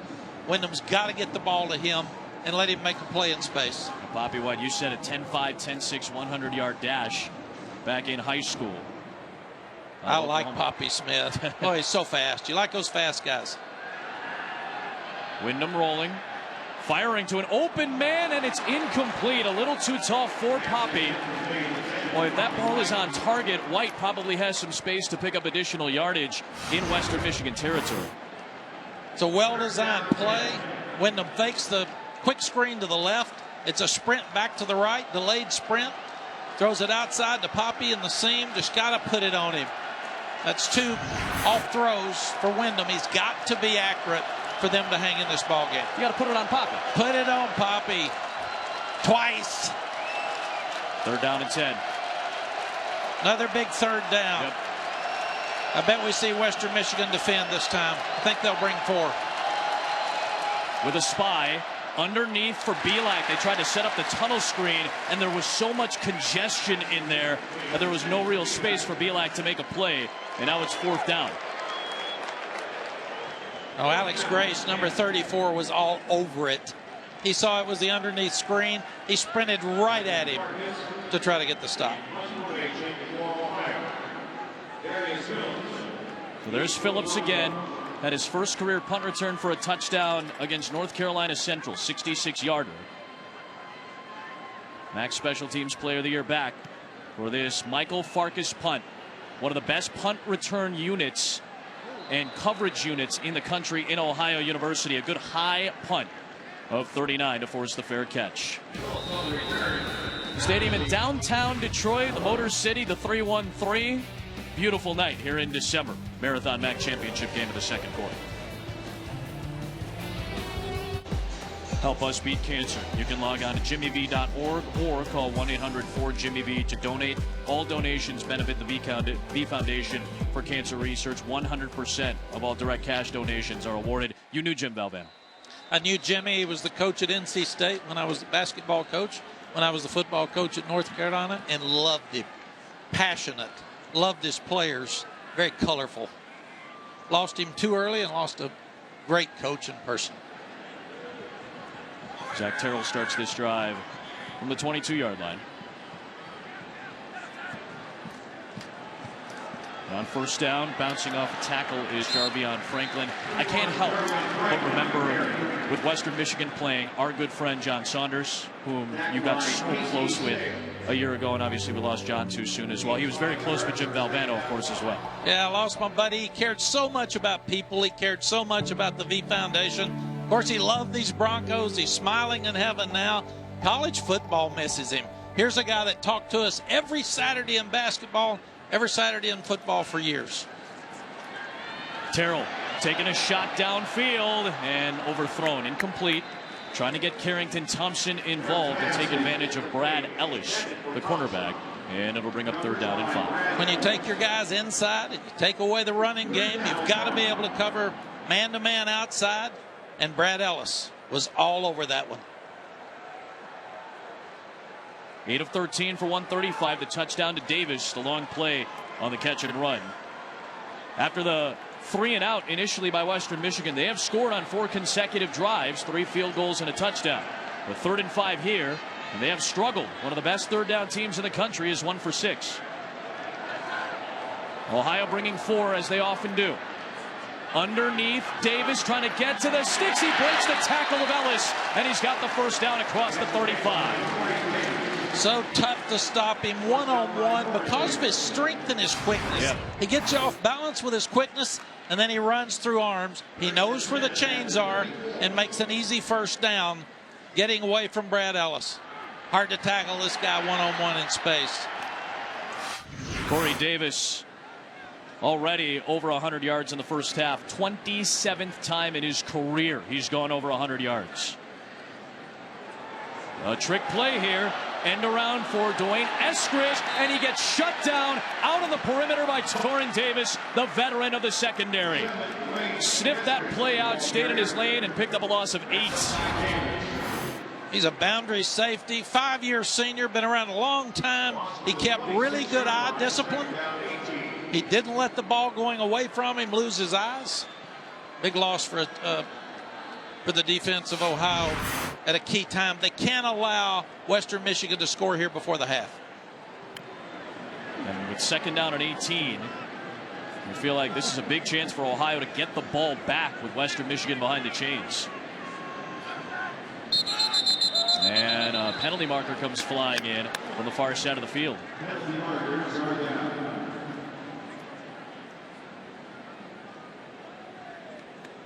False start. Number 52 on the offense. 5-yard penalty. Remains 2nd down. So that is on the center, John Kenoy, the sophomore and 2nd-team All-MAC selection. and you trust your older quarterback here, so you still got your entire playbook. If it's a younger guy, you might be careful, but they really trust Zach Terrell. We asked P.J. Fleck yesterday on 1 to 10, what kind of leader is he? He said a 12. So that tells you he is in charge of this football team. Zach Terrell, as a freshman, P.J. Fleck said he was like a mute. He didn't want to talk to anybody. He didn't want to lead.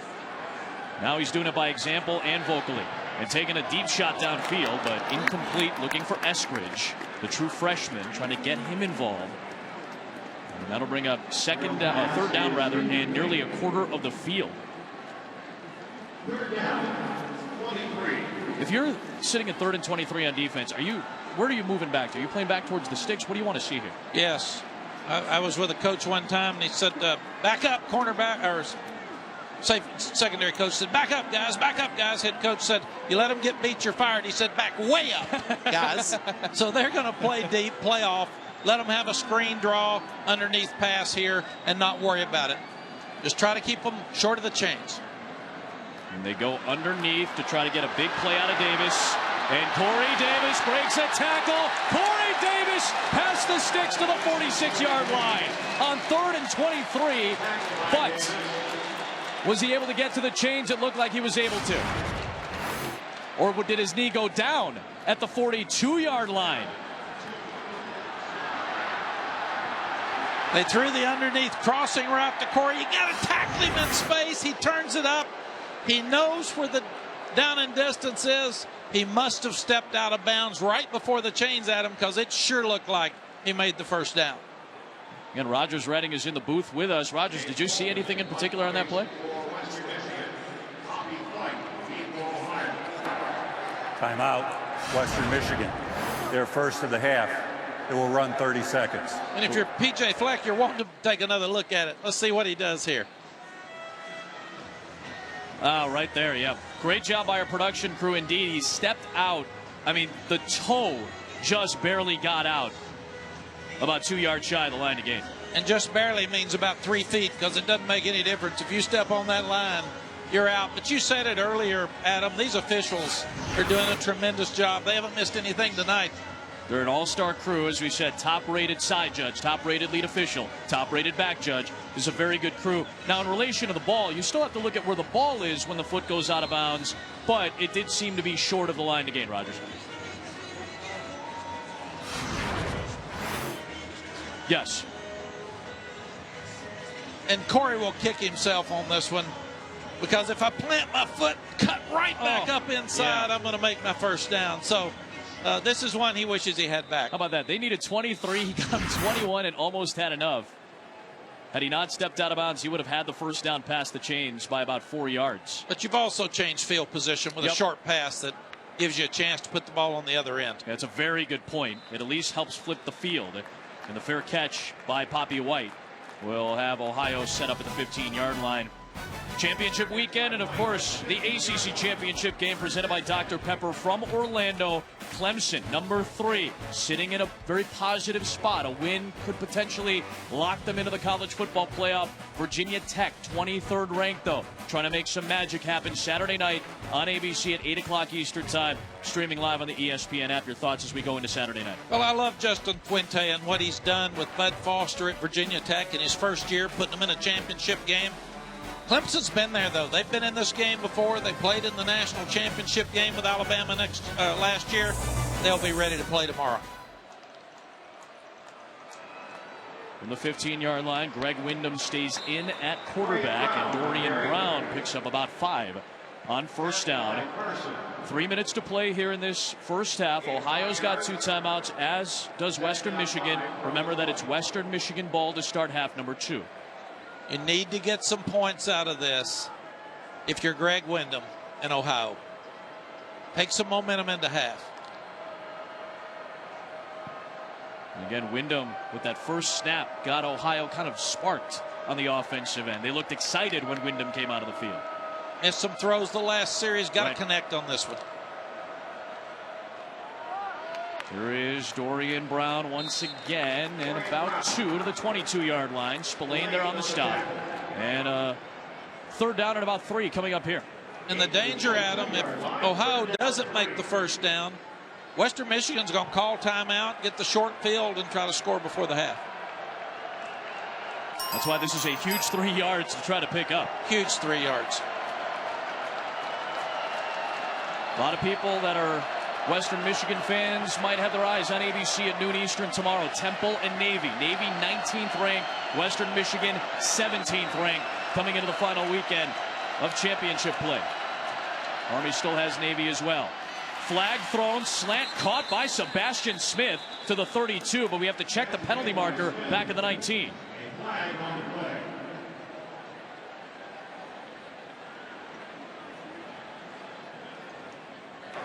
Personal foul. Tripping. Number 57 on the offense. Half this distance to the goal. Replay. Third down. Darrell Woods, right guard, redshirt junior. Number 57 in the offensive line for Frank Solich's crew. That is an absolute killer. You're sitting there and you trip the guy coming through. And again, the cut block is there, but then you see the leg whip come back around. Rogers Redding again with us in the booth. Is that what you saw too, Rogers? Oh, but then he whipped around and got him with that leg. A mistake by the Columbus, Ohio native Woods, and instead of first and 10 at the 32, it's going to be third down and long back at the 11-yard line. They need 14 to move the chains. And Rogers, if you're Frank Solich, you're saying, "Come on, man! He just cut him. He didn't try to trip him." And if you're PJ Fleck, yeah, he threw the legs up. There's no Charge question. timeout. That's Western how Michigan. valuable the officials Their are. second of the half. It will run 30 seconds. And Western Michigan uses a timeout to stop the clock. Again, you see just the leg whip. And Rogers, when we talk to you officials about this, that seems to be a point of emphasis. We want to minimize that as much as possible. We've added provisions where other players can get tagged with a tripping penalty. Any player that is the recipient of a trip like that it's can a be safety issue. And as always, the rules committee, player safety's got to be the number one thing. And so it's an unfortunate thing for Ohio, obviously, but that's you can't not make that call. Well, and Rogers, let's make sure the fans understand the official doesn't even know the down and distance or carry. Has no idea. It's not a factor to him. No. He's calling a foul as he sees That's it. right, exactly that. Yep. So after the Western Michigan timeout to stop the clock at 1:43, try to save as much time as possible now that it's third down and 14. You get a stop here, you might have additional time to try to get a score at the end of the half. Remember, it's Bronco ball to start half number 2. And I think we see Wyndham either go to Poppy in the slot or go to Sebastian outside on the fade. Looks like it's a man free with press underneath. They'll keep it conservative. Played it safe. Play. Yep. Brown gets wrapped up by Nathan Brayster for a loss. Back to the 6, and the Broncos may use their last timeout. And that's play into your defense. Just you start looking at the Western the Michigan is penetration taking their by third and Braster. final timeout of the half. It will run 30 seconds. Braster's one of the guys they don't talk a lot about on defense because of Adams. He is really, really a good player. Now you got to depend on your defense once again. They've got to hold them to 3 or nothing, because you don't need to allow Western Michigan to score going into half and get the ball to start the second half. So again, there is a lot riding on this game, on the American Conference Championship game tomorrow with Navy as well. Sunday on ESPN, the College Football Playoff Selection Show, 4-hour special to exclusively reveal the playoff semifinal matchups in the Chick-fil-A Peach Bowl and the PlayStation Fiesta Bowl on December the 31st. Reese and the guys also unveil the other New Year's 6 bowl games depending on the result of this game and of Navy and Temple as well. What a fun weekend coming up. It is coming down to the wire. From his own end zone, Michael Farkas, very good punter, needs a good one here. And Phillips, fair catch at the 46. And for the first time tonight, we check in with our Canadian friend right across the border. It's Adnan Burke. Adam Amin, blame Canada. Coming up on the halftime report, we'll be talking with the quarterbacks taking center stage in the Pac-12 championship game. We'll also preview the Big Ten championship game between Penn State and Wisconsin. And also Joey Galloway, Danny Cannell going to give their fearless predictions when it's all said and done, who's going to be in. I got to say, Adam, on a scale of 1 to 10, you and Mac are a 12 to listen to. Back to you guys. At least he's listening. Did you write the check or did I? I don't know who gets it this time between the two of us, man. I know I'm he's not sure. listening. I also know why the punt coverage is so good for Ohio. Farkas can punt. Oof. Guy gets it up high and has great hang time. That was 47 with 47. hang time. Now no timeouts, but you've got the older quarterback, so you got to try to get in field goal range. For Butch Hampton, who's hit a 47-yarder this season already. Terrell steps up over the middle, and it's caught for a first down by Michael Henry, trying to get the other guys outside of Davis involved, and that quickly gets them just to the fringe of field goal range for Butch Hampton at the 32-yard line. Terrell is so good. Felt pressure go around him, stepped up, eyes downfield. Good first down. Terrell dumps it off underneath for Franklin. And Franklin backpedals his way to a first down to the 19-yard line. Still plenty of time with 1:09. Yeah, and Basham's putting pressure on the quarterback. He can't afford a sack with no timeouts. You had to make the first down to stop the clock. Terrell flips it to the outside, and it's incomplete, but a penalty marker comes in. Terrell Basham got some heat on Zach Terrell, and we'll check the marker at the 24.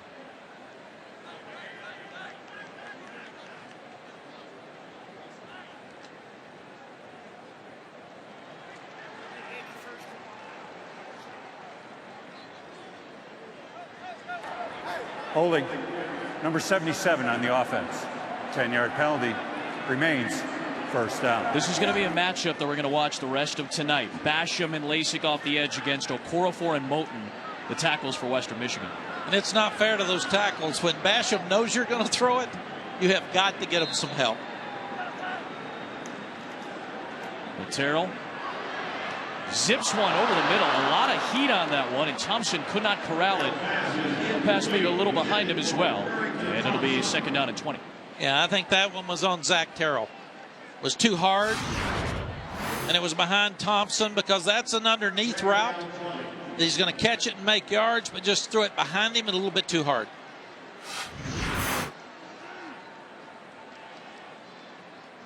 Working on field goal stuff underneath. They're in range for Butch Hampton. Looks like Ohio, they usually bring 4. You're just not sure which 4 are coming. This time they might bring 6. Again, this is everybody without a hand down for Ohio, bringing heat. Terrell down the seam, and it is snatched out of the air inside the 10 by Carrington Thompson. First down and goal down to the 8-yard line. You're talking about having a tremendous quarterback. Zach Terrell stood in there. Brown hits him right in the chops, and he didn't even flinch. And now Ohio will use one of its 2 remaining timeouts. Ohio has taken their second timeout of the half. What a play They by will Terrell. run 30 seconds. He's got a fastball, though. He's got a fastball. I'm telling you, if you've got a great quarterback with experience, great receiver, a couple of great running backs, you can move the ball against anybody, and that's what Western Michigan has. The older quarterback right now, he's been the difference in this ball game. Younger guy and older guy for Ohio haven't been as consistent. Zach Terrell is playing really well. Again, veteran of now 45 starts since the middle of his redshirt freshman year. Terrell, 66% completion rate is the best in Western Michigan history. And these were the guys that the coaching staff told us needed to get involved. The Michael Henrys and the Carrington Thompsons. It can't just be Corey Davis. No, and they're doing that. When you take away Corey Davis, which is hard to do, you can't take those 3 away, plus the running game, plus an older quarterback that can scramble and hurt you throwing the ball downfield. 219 first half yards for Terrell. First and goal from the 8-yard line. Again, Bronco ball to start the second half. Can Ohio stand up as they've done so often in this first half again? Now, Adam, 42 seconds. If you run it, you're going to have to either spike it or get up quickly or get out of bounds. So you'll probably see some type play action passes here. Terrell stepping up to the sideline, to the end zone. Making it happen is Carrington Thompson for a second consecutive play, a Bronco touchdown.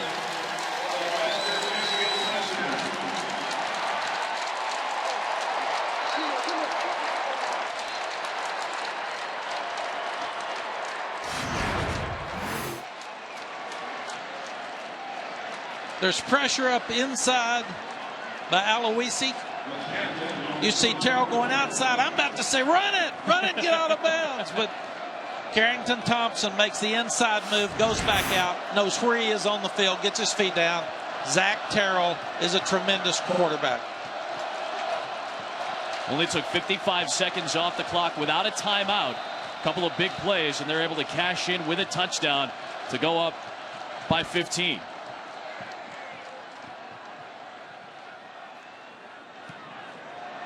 And Butch Hampton makes it 16. Penalty marker thrown, though, from the near side of the field.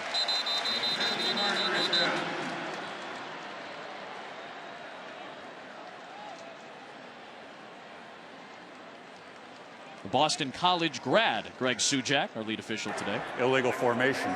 Too many men in the backfield on the kicking team. 5-yard penalty. We'll play the try from the 8. So it'll be a re-kick due to an illegal formation. This means the tight end was too far in the backfield, most likely, Rogers.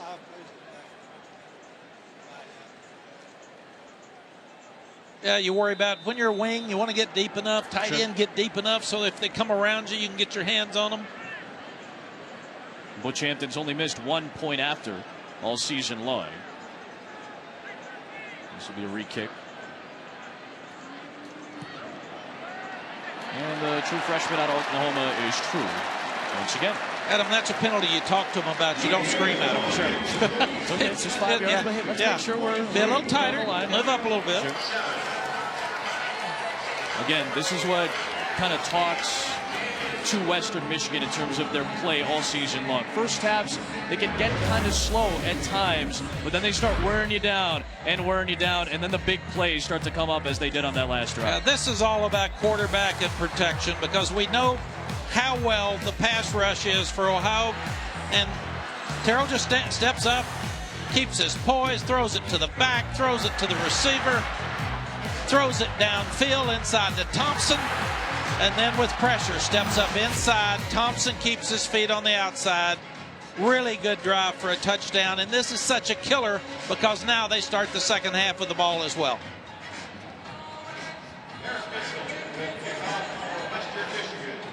PJ Fleck talked about Zach Terrell, said, I don't have a vote, but he'd be my Heisman winner right now. Sure enough, Joe Tess's latest Heismanology poll, he was 13th. He had some votes in the Heisman poll. Also one of the smarter college football players in the country with a Campbell Award. Bo Hardy on the return out to the 25-yard line. Zach Terrell's an excellent student and also the winner of the Vern Smith Leadership Award in the Mid-American Conference this year as well. That speaks to what we've talked to his coaching staff about. He's really grown as a leader the last 4 seasons. Up for the Warfel Award. That's the kind of guy you want leading your team. He's not going to panic. He's been out there a whole bunch.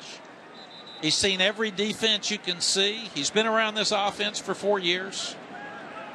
Usually the guys with the best and oldest and most experienced quarterbacks are the ones that are winning games. And I would imagine part of the reason Frank Solich wanted to go to Wyndham after Maxwell was having some issues at QB, trying to move the football.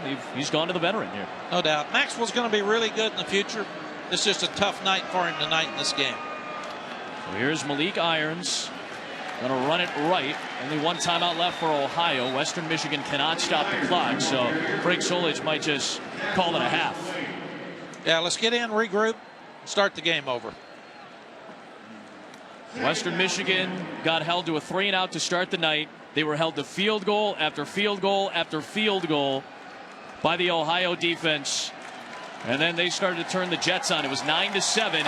And then 2 straight touchdown drives for Western Michigan. They've got the 23-7 halftime lead. 12-0. Trying to stay unbeat. Trying to win a MAC title for the first time since 1988. And trying to make their case for the New Year's Six. They'll have the ball to start half number 2. We've got the scores and highlights in the halftime report and Nan Verk. We're going to go to Windsor real quick. Welcome back to Dr. Pepper Championship Week. It's a Friday, I'm about to go off. Got my chains on and I'm about to show off. DJ Snake up in here, about to go off. Now go off, now go off.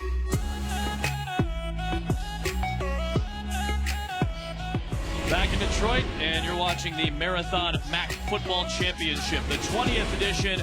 back at Ford Field once again, and Western Michigan 30 minutes away from a potential spot in the New Year's Six and the Cotton Bowl, but certainly 30 minutes away from the MAC championship.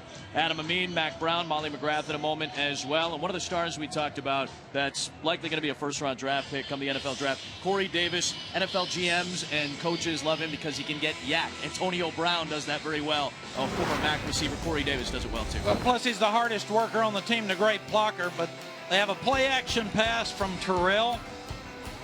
He throws it to Davis. Davis beats redshirt freshman Jevin Hagan. Huge play in this ball game downfield. The guy can outrun people. He's got 3 of the guys chasing him, and then they've got a 23-yard third down to make up. They hit him underneath. He catches the ball. You got to give Western Michigan credit for blocking downfield, but this guy turns up, and he's going to wish he had this one back. As good as it was, he stepped out of bounds, 1 short of the first down. That was tonight's Game Track, brought to you by Marathon. Corey Davis shooting up draft boards. Understandably so, top 25 on Mel Kiper's big board on his latest edition of that. And again, Western Michigan, what will they do offensively in the second half against that stout Ohio front? We talked about how well Ohio stopped them on the ground early in this game, but Western Michigan has a tendency to wear teams down as the game goes on. Can Ohio hold up? That's going to be a big question here in the second half. And the good thing for Ohio is they've got 2 deep in their front. Yeah, front 7. Their linebackers are good and deep, but they've been playing 8 defensive linemen all year. So if anybody can stand up to that pressure of the running game from Western Michigan in the second half, it should be Ohio. Darius Phillips. 24-yard return already today, and Farkas will kick away.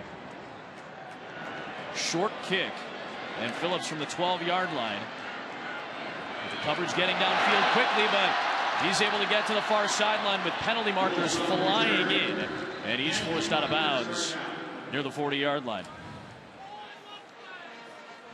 Both markers landing at the 25. We'll check the flag with Greg Suchak. During the return, holding. Number 20 on the return team. 10-yard penalty from the spot of the foul. First and 10. That'll negate the return of 26. Penalty against Drake Spears. And moments ago, Molly McGrath was with Ohio coach Frank Solich. Coach, you guys made the switch to Greg Windham at quarterback. Who will be your quarterback in the second half? It'll be Greg. You know, he had some good throws. He had a couple he'd like to have back, but I like the way he operated in there when he got his chances. Western Michigan just 2 of 8 on third down. What does your defense need to continue to do? Well, we got to try to establish really good field position, but we can't give them the explosive plays that they've had here that have all of a sudden increased the lead the way they did. I think we've done a pretty good job against the run, but now all of a sudden their multi-dimension on their pass game is getting us a little bit. So we got to shore up there. All right, thank you, Coach. All right, thank you. And again, you heard what Frank Solich just said. You got to limit explosive plays. Maybe a takeaway could help. Ellis almost picked one off on the sideline. Yeah, Ellis gets this, takes it back for a touchdown. We've got us a lot different ball game. Late throw by Terrell, unusual for him. Guy who's 72% of the season, leading the country. Remember, Ellis had the big play at the end of the Akron game to seal the win in the end zone. Had a knockdown of the pass that was trying to help tie the game.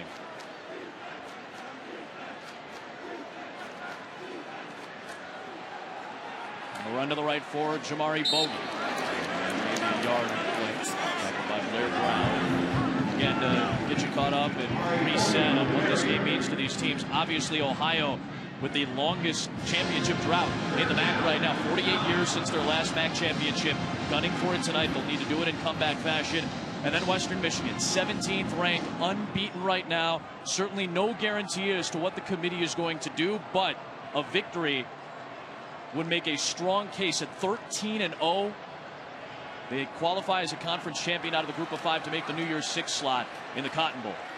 Corey Davis off his hand into the hands of Brad Ellis. Brad Ellis inside the 10 and out of bounds. First and goal, Ohio. A huge takeaway to start the second half.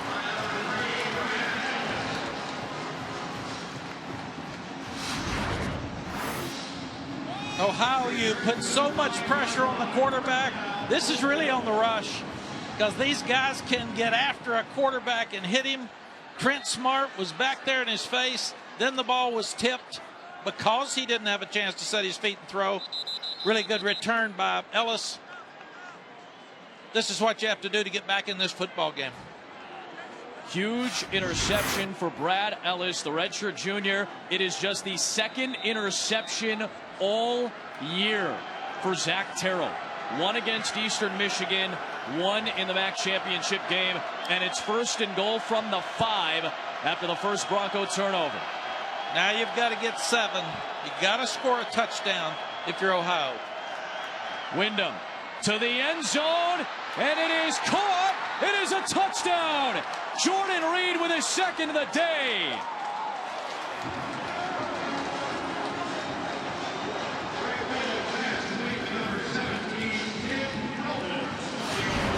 Two huge snaps for Ohio, the pick and the score. Yeah, you got man coverage out of the slot. Really good protection. You keep a 7-man group in. The throw is a good throw outside to Reed. His 2nd score of the day. Ellis could have had 2 interceptions there. That's right. They nearly scored, but this really good start for Ohio. The only way they can stay in this ball game. Well, missed extra point and a rare one, just the 3rd on 35 tries for Louis Zervos.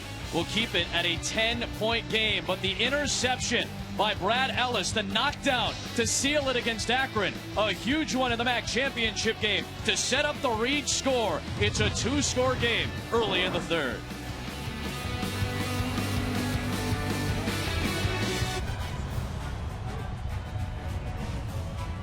Look at Detroit, Michigan.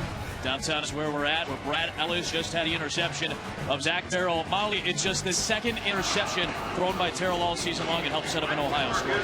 Yeah, and Greg Wyndham happy about it. He just walked up to his defense and said over and over again, keep getting the ball. And he finished with a big hug for Brad Ellis, Adam.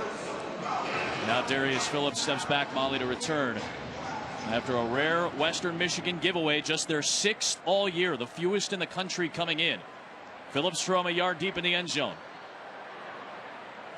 And chopped down near the 16-yard line. And Adam, we've been bragging on Ohio's defense. Ohio's in this game despite only having 3 first downs. So the turnover that led to a score and a big play that led to the score. Other than that, Ed Pinkham and the Bronco defense is playing lights out as well. Sure, it's a good point.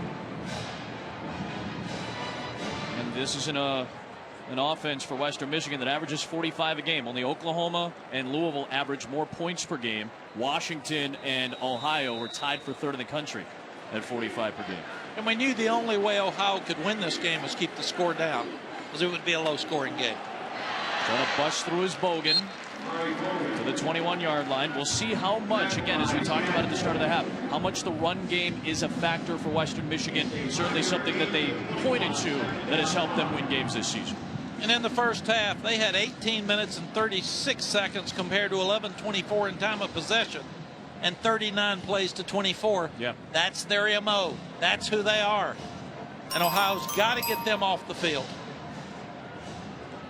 Again, a lot of the Western Michigan fans, if Western Michigan does win this game, they'll be watching Temple Navy on ABC at noon Eastern. Louisiana Tech, Western Kentucky in the Conference USA title game as well. And the 24-yard line goes Bogan, running into Tom Strobel. We've got the Mountain West Conference Championship game as well up in Laramie with Wyoming and San Diego State. Strong showings by a lot of Group of 5 teams, Western Michigan included this year. Lining up quickly. Running tempo. Right back to the ground, trying to bang towards the first down, and past the sticks goes Bogan.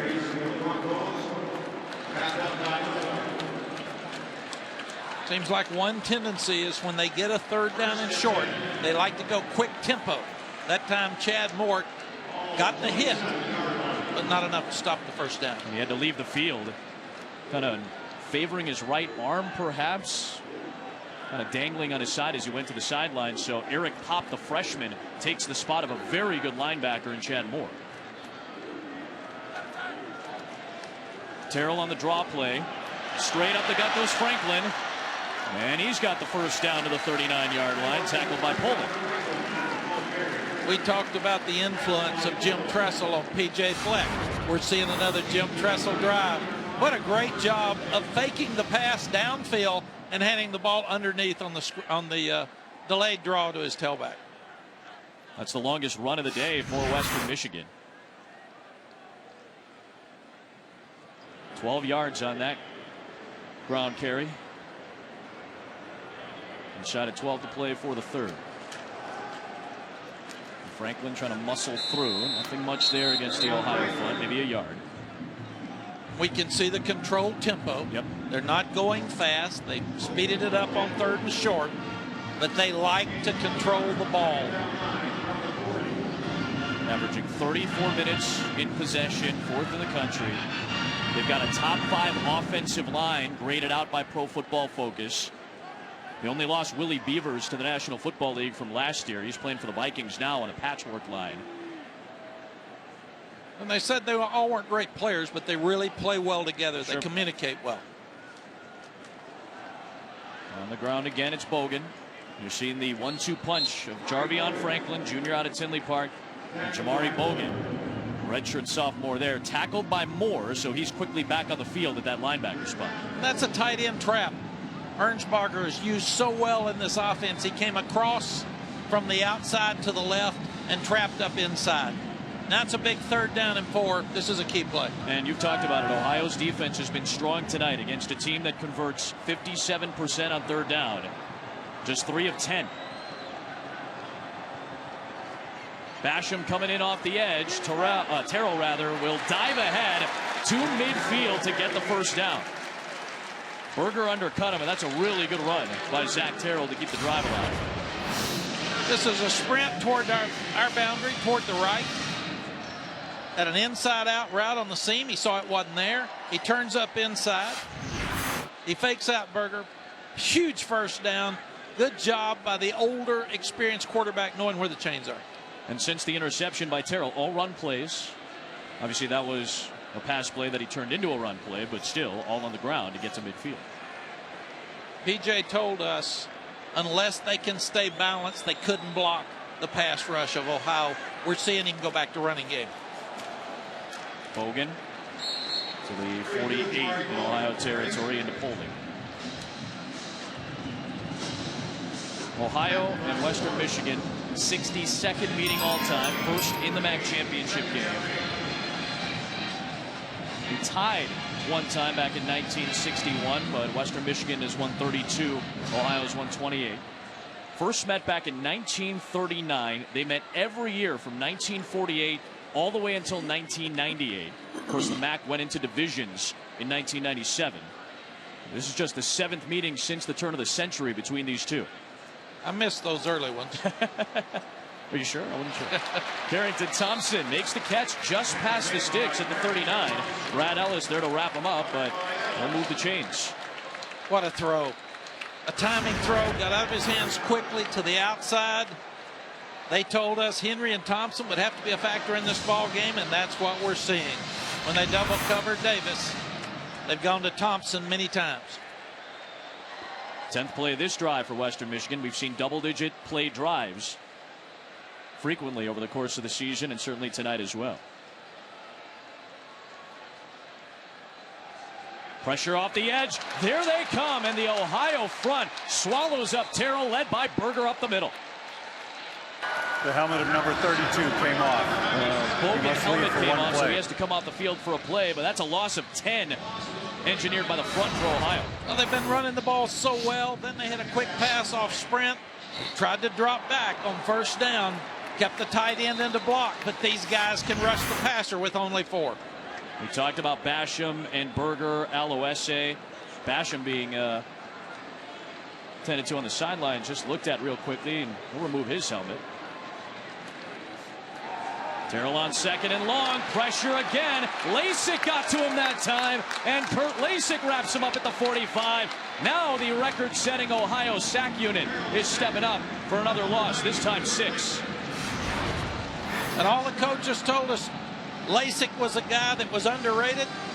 He's a guy that's a mismatch when you start looking at a tight end. We always were concerned about tight ends trying to block ends because the tight ends don't work on pass protection. near as much as the defensive ends work on pass rush. So it's not the size, it's the technique of It's the tight ends the that relax. technique. Sure. That's not their deal. So 3rd down and a quarter of the field. Ohio is going to send 4 back to the 40-yard line. Underneath, trying to make Davis do it. We talked about yards after catch, but he'll get swallowed up by Berger at the 49, and that'll close out the drive, and Ohio is going to get the ball back. What a stop by the Ohio defense. This is the same play they had on the 3rd and 23 last time, and Berger still getting pressure. Really good stop for Ohio. You don't want to let an older, confident Ohio team stay in this ball game. So Coleman will punt away, trying to keep it high, not allowing a return for Poppy White, and it will bounce and roll to the 15. 34-yard kick. Ohio takes over down by 10. 6:38, 3rd quarter in Detroit. We're watching Jimmy V Week for Cancer Research on ESPN as we continue our commitment to the V Foundation and Jim Valvano's dream to defeat cancer, and you can help us beat it. Log on to jimmyv.org or call 1-800-4-JIMMY-V to donate. All donations benefit the V Foundation for Cancer Research. Setting up for an entertaining rest of the second half here in Detroit. Record crowd tonight. We'll get the official attendance as the night goes on. But this Ohio defense has done the job to keep them in it. They're down by 10 with the ball now. They said they only rush 4 90% of the time. Why wouldn't you? If you can get their little game up front, little X stunt, incoming inside, tackle outside, you can drop 7. But those guys are putting so much pressure on Terrell that he is having trouble here early in the second half throwing the ball downfield. And again, 90% of the time, they only rush 4 because Basham and Lasik and Aloisi and Sales and Berger in the deep rotation gets to the quarterback with just 4. Yeah, and they're playing 8 guys up there, so they're rested. So this drive from the 15-yard line begins, and nothing there for Dorian Brown. Push the pile maybe for an extra yard, yard and a half. And again, one of the other stories for Ohio to stay in this game has been Greg Windham, the decision to go with the redshirt senior who kind of bided his time for a little while before he became a starter this season. He is, and we still haven't bragged enough on that Bronco defense. Those guys have given up only 3 first downs in this ball game, so they give up a big play for a touchdown. They didn't stop them after a sudden change with the interception. But unless Ohio can move the ball better and more successfully against this defense, they're not going to win the game. Quinn Maxwell was pulled in the second quarter for Windham. And Windham over the middle, a little too much heat perhaps for Mason Morgan. The redshirt junior has only made 7 catches in his career. It'll bring up 3rd down and 9. That was tough, but it hit Mason in the hands. Catch the ball, Mason. You're over the middle. You got to make a play. He beats the linebacker inside, hits him in the hands. We'd say, come on, Mason. And I'm with you on that. You know, the second look at that, that clearly looks like it should have been caught. That was right there. Well, Mason thought he should have caught it. I can tell by his body language. Got to make a play here because you lose field position plus the ball. Poppy White is in the slot to the left. Windham will dump it off for Brown, but down goes his knee behind the line of scrimmage at the 13-yard line. So they'll lose yardage on 3rd down. And that will bring the punt unit out for Ohio on a quick 3-and-out. We've talked about the pressure from the Ohio defense. Andre Turner, number 5, gets back there, and he will not allow Windham to hold the ball long enough to throw it downfield.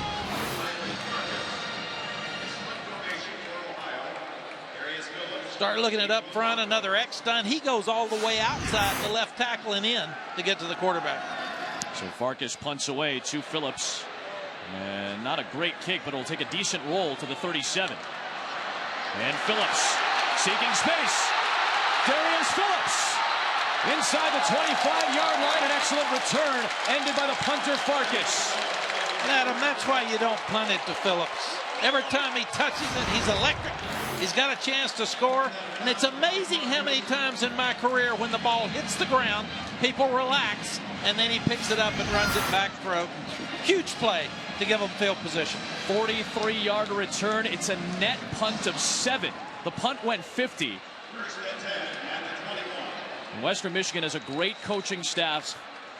Special teams from a guy like P.J. Fleck, who comes from the NFL. He puts a lot of emphasis on special teams. And obviously, Darius Phillips is the special teams player of the year in the MAC. And from the 21-yard line. Going to pound it with Bogan. We'll work down to the 18. They're one of only 10 teams in the FCS with a special teams coach, Rob Wenger. And Rob's done a tremendous job all year with their special teams. They return kickoffs and punts for touchdowns.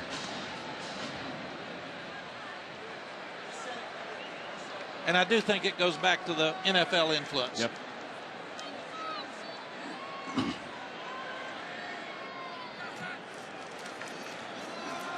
And stretch to the edge. Corner turned by Bogan. And the tackle made by Blair Brown. P.J. Fleck spent time in the NFL with San Francisco 2 years with Dennis Erickson and Mike Nolan. And Rob Wenger is the special teams coordinator. Nolan is a guy who particularly had an interest in special teams as well. And you could say the same for Dennis Erickson, too. Yes. This guy's been raised right, but good for P.J. Fleck. We're trying to get a 10th coach in the FCS in the 128 schools so he could be a special teams coach. Most guys, obviously, in the FCS do not have a special teams coach specifically, and it FBS, excuse me, and it really, really hurts them. Terrell on 3rd down and 5.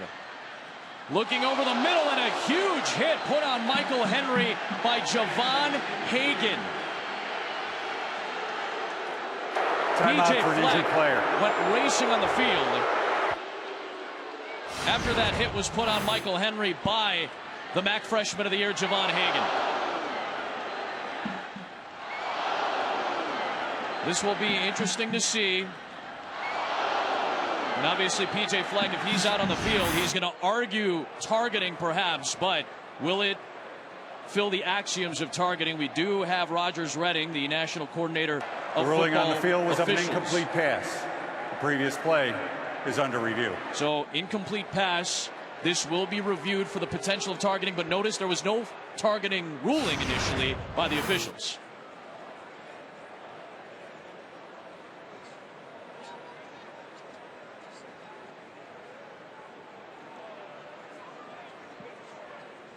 Right. And this is a new addition to the rule book this year because there was no call in the field by the lead official for targeting. That means that it was the replay booth and Steve Verjanik who wanted to see if there is targeting. You can create a targeting if there's no call in the field for the replay booth. That is new this year. That's right. This is another step in the evolution of the targeting foul rule. And the replay official can stop the game potentially to create a targeting foul. Now, Rogers, if there isn't anything there, if there isn't the angle there to show that it is certainly with clear evidence targeting, if there's nothing on the replay to show it, I would imagine they're not going to create a targeting That's right. foul. They're not going to do it unless it's just really clear from the replay. So it looks like to me that it's high chest and not head and neck area. But that's what the replay official, they may have more looks than I do right here, but it looks like to me that it's a hard hit, a good hard hit, but it looks like it's legal. We'll see what the replay official says about it. And again, certainly concern for Michael Henry, who was on the receiving end of that Javon Hagan hit. And typically the two things that we look at to determine targeting: is there forcible contact to the head or neck area, or is there any type of lead with the crown of the helmet? If you see a launch, that is often an indicator for that. But it didn't seem like on the initial views that those two axioms were filled. In any event, there has to be an indicator of targeting, a launch or a thrust upward from a crouch or a direct leading with the crown. Ruling of an incomplete pass is confirmed. There is no foul for targeting. Yeah, I know the crowd isn't going to like it, a heavy Western Michigan crowd, but we didn't see anything that would indicate targeting. That seemed like a violent but clean hit over the middle against I think that's exactly right, Adam. And again, you want to make sure, and the replay official stops it to take a look. But this is one where they decided that there wasn't one, and that's what we saw up here. And first, Adam, we're glad that Henry's okay. Yeah, He got up and jogged off the field. But Javon Hagan good hit, good lick. He has to come out of the ball game for the rest of this game and part of the bowl game if it is construed or ruled as targeting. So now it's a 33-yard try for Hampton, who's 3 for 3 today.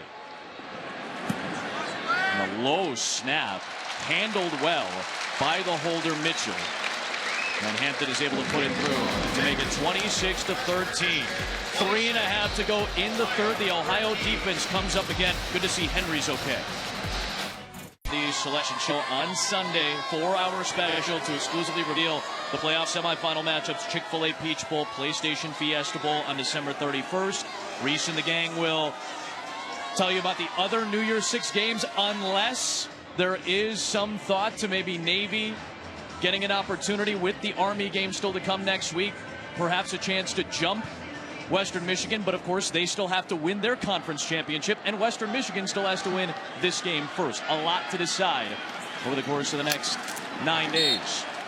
Hardy is tackled shy of the 20-yard line. Pac-12 championship game going on as well. Adnan Verk with an update.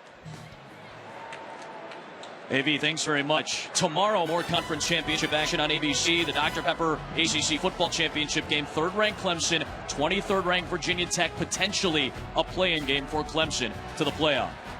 Wyndham looking downfield, taking a shot. It was nearly intercepted, and a flag was thrown as Darius Phillips was diving towards it, and Sebastian Smith was the receiver streaking. And you wonder if perhaps there would be a pass interference call against number 4 on the offense. defense. Or defense. 15-yard penalty from the previous It will spot. be defensive pass Automatic interference. first down. Yeah, he must have held him early, because that's the only thing. We sure didn't see it late. So it must have been earlier in the route where he either grabbed him or held him, because it was probably a double move and he just got him. That's just the 4th first down of the game for Ohio. And again, the crowd is reacting to the replay that they saw. They probably didn't get a great look at it either, and any type of interference. Phillips is obviously upset about it as well. Well, the crowd are the best officials in college football. Fans watching at home tweeting, and the crowd here in Ford Field. Excellent officiating crews. So Wyndham back to the air, and a little bit of miscommunication that time as Smith was going down the field. The throw looked to be more of a comeback throw. And it brings up 2nd down. Now let's go back to the pass interference call here. And Rogers Redding again is with us. Not sure if you saw anything, Rogers, early in the route here. You see a little bit more of a defensive holding there, yeah. If it's before they call it pass interference, but actually if it's before the ball is thrown, it's defensive holding.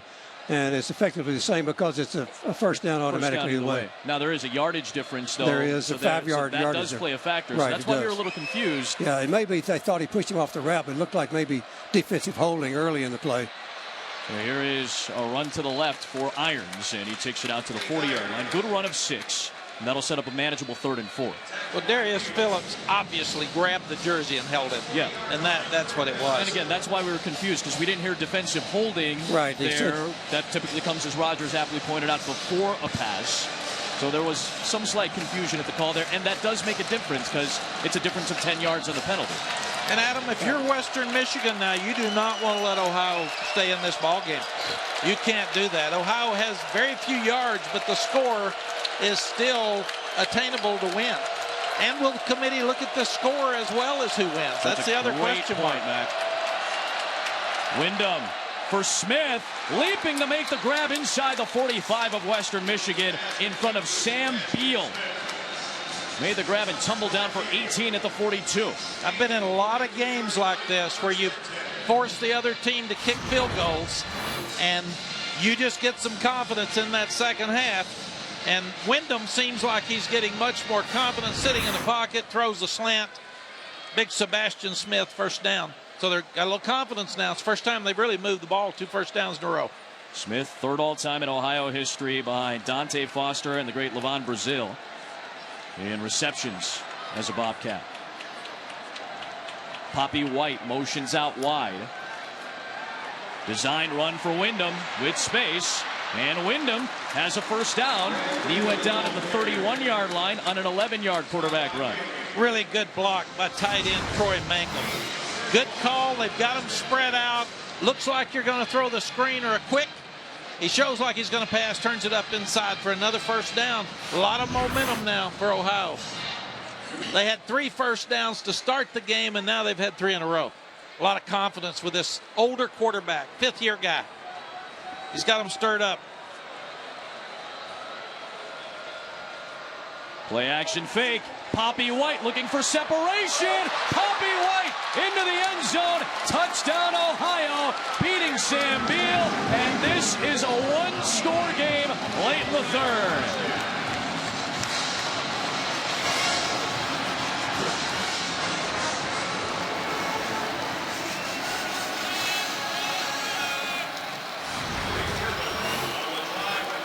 The Ohio coaches told us they were going to take some one-on-one shots with Poppy White, and they had to hit at least 50% of them. That's the fade against press coverage for an easy touchdown. What a throw and catch. Extra point for Zervos. Missed one earlier. This one is good. And that makes it a 26-20 ball game. 1:09 to go in the 3rd. Poppy White has looked like Big Poppy tonight, hitting home runs all night long. Brush like a pro. Buckets and Nuggets over on ESPN to close out our NBA doubleheader. When that's done, SportsCenter at night with John Anderson and Neil Everett. We'll have a full breakdown of Tigers' 2nd round of the Hero World Challenge. Had a decent round in a practice round a couple of days ago. 2nd round action today. NBA, NHL, college hoops, NFL news, getting ready for Week 13. Everything else from a huge Friday in sports. And indeed a record-setting crowd of 45,615 here at Ford Field for the MAC Championship game. This obliterates the old Ford Field MAC Championship game record. 25,483 in 2006 when it was Central Michigan and Ohio. The Western Michigan fans have blown open that record. Darius Phillips from 2 yards deep. And gets a block to get to the edge with a penalty marker thrown, and he's hit shy of the 30-yard line.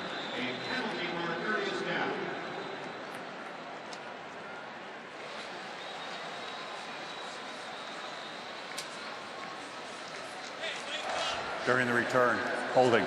Number 33 on the return team. 10-yard penalty from the spot of the foul. 1st and 10. And Adam, we just bragged on the special teams with the Broncos. Last 2 kickoff returns, they've had holding penalties or blocking the back, and they've been taken back. Now, Frank Solich's been around a long time.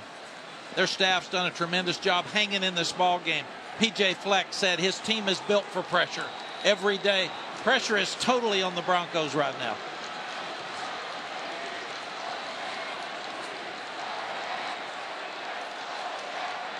This drive starts from the 15-yard line. Zone read play for Franklin, running into Lasik. A good run of 5 to start the drive.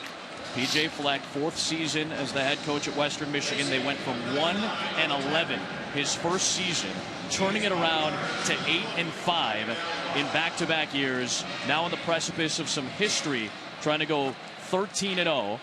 Only one MAC team has ever started a year 13-0, and that was the 1999 Marshall Thundering Herd that knocked off BYU in their bowl game to get to 13-0 just down the road where the Silverdome used to be. Terrell over the middle, and he finds Michael Henry.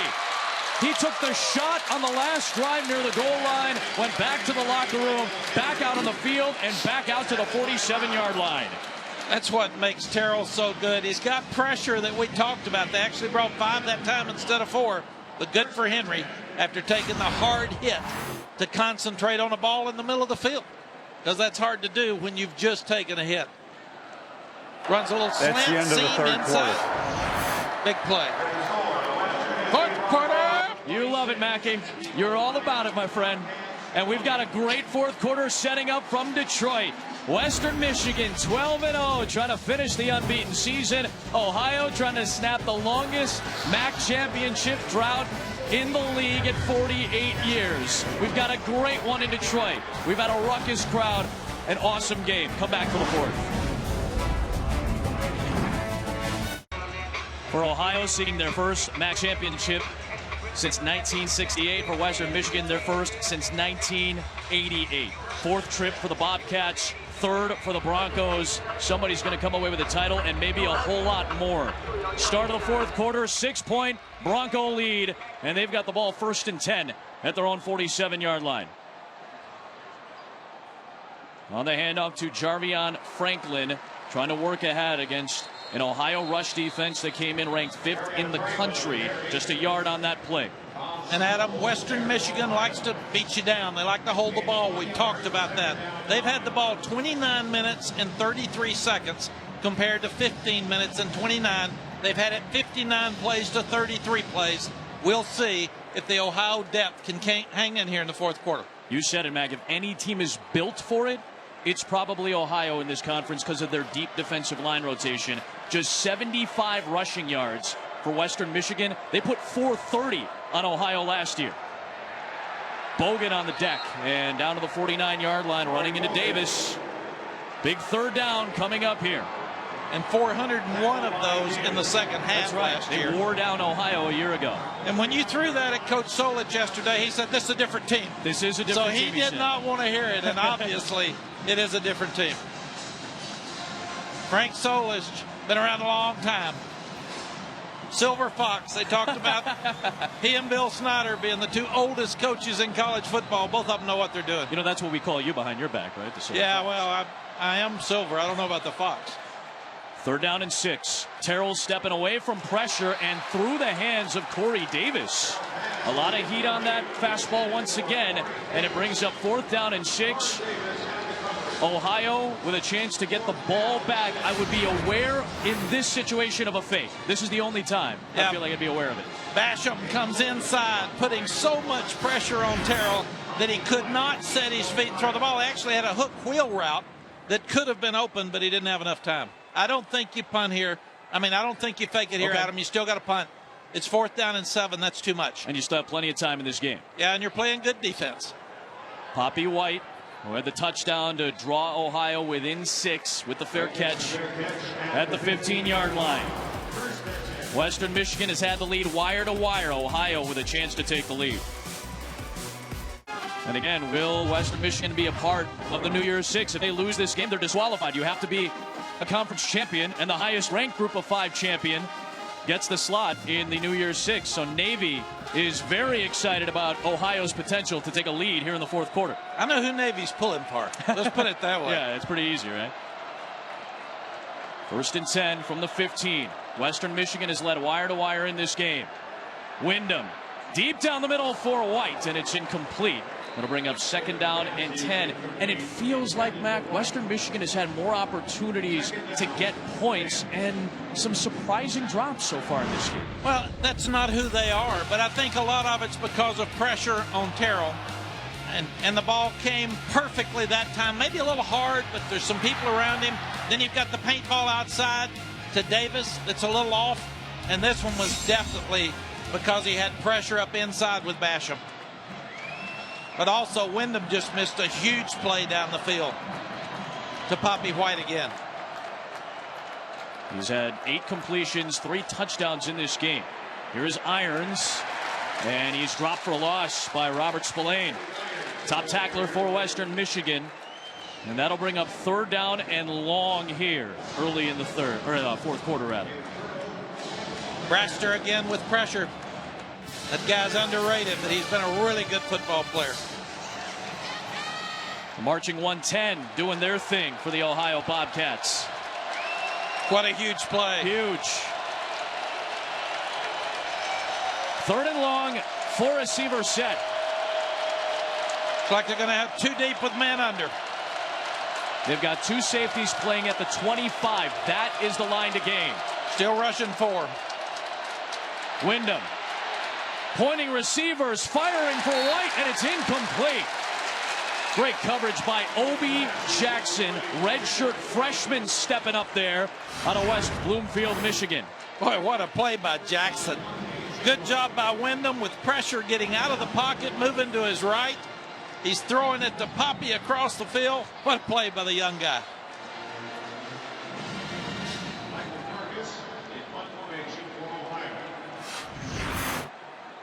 Full extension by Jackson. Again, you're tired. This bunch has been good with their punt team. I wouldn't punt it to him.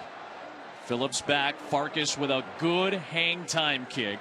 It'll be good field position at the 42-yard line for Western Michigan, but plenty of hang time to prevent a return on a 43-yard kick. Things getting tight now in the fourth for P.J. Fleck and the Broncos. Some of the images of MAC champions past celebrating at the end of the night on Ford Field. Last year, Bowling Green, before Dino Babers left for Syracuse, leading them to a MAC championship. And who will be hoisting the trophy at the end of the night? If it's Western Michigan, they qualify for the New Year's Six and have as strong of a resume as anybody. If Ohio wins, they dash the Broncos' hopes and end the longest championship drought in the MAC at 48 years. First down and 10. It is a 6-point game right now. Terrell off the fake, down the middle, and intercepted. Picked up by Kylan Nelson, and it's a takeaway for Ohio. Ruling on the field is an interception. Ohio ball, first and 10. The second turnover by the Broncos. They had 5 all year coming into this game. That's their second pick.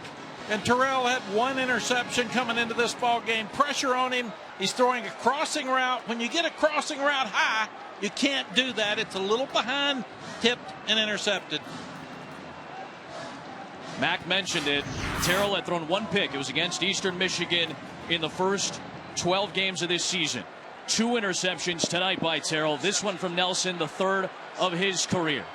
And now Ohio takes over at its own 32-yard line with, again, a chance to take the lead with a touchdown or an extra point.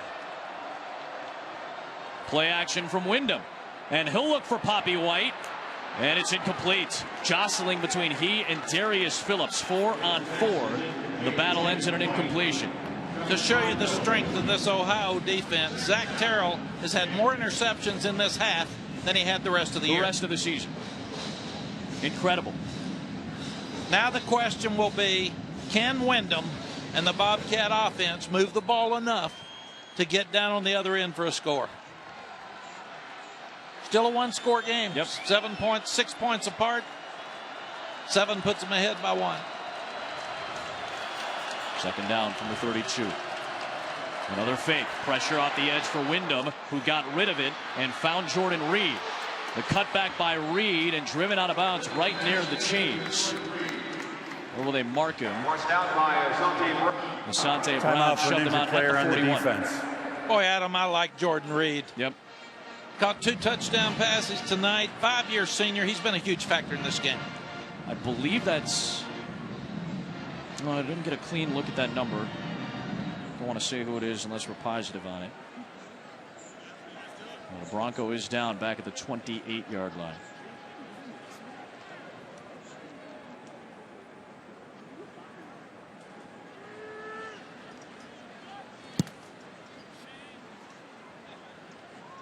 .12:05 on the clock for the fourth quarter here.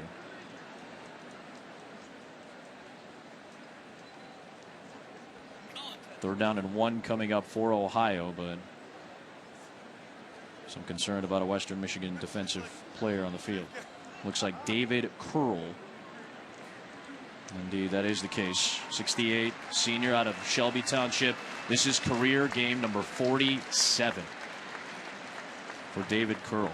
Now, David's 6'3", 303-pound senior. He's one of the reasons it's hard to run against him up inside. Big dude. You know, talking about the senior class, you know, P.J. Fleck expressed to us yesterday the buy-in that was necessary after a 1-11 season for a lot of the freshmen that were on that team in 2013. The quote is a Bo Schembechler quote, "Those who stay will be champions." He's trying to live up to that promise tonight. And now his defense without Curl will try to stop Ohio on 3rd and 1, a chance to stay on the field for the Bobcat offense. Wyndham on the move. He slips past a tackle to get the first down at the 43-yard line. Needed 1, got 2. And the Bobcats move the chains. Got bounced outside with the quarterback power, and Justin Tranquil had a chance to make the stop. But good job by Wyndham turning it up and making the first down. I had a 1-10 team, Adam. I said, we're going to win at least twice as many the next year. We didn't. We were 1-10 the second time. So I lied to our alums when I was at North Carolina. but we turned it around. He's turned it around from the worst to the first, and that's what he says. PJ's done an unbelievable job. First down and 10 for Ohio. Under pressure, Wyndham spinning away and firing towards the sideline. Just launched it away while under duress. Andre Turner. There's no foul for grounding. The quarterback was out of the pocket and the ball crossed the line of scrimmage.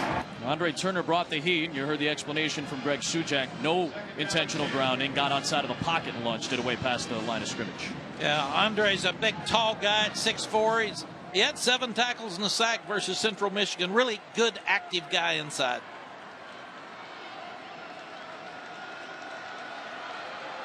That was a smart, older play by Wyndham. Yes. Designed run for Wyndham, and he got wrapped up by Brayster. Brayster able to shed the block and make the tackle to set up 3rd down and long. Boy, impressed by Brayster. They didn't talk a lot about him, but Brayster's 6'5", 272.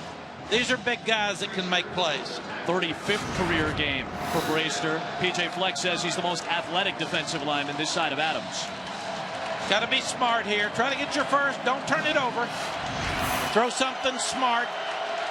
You've got Reed at the bottom, and you've got Poppy in the slot. Probably going to one of those 2 guys.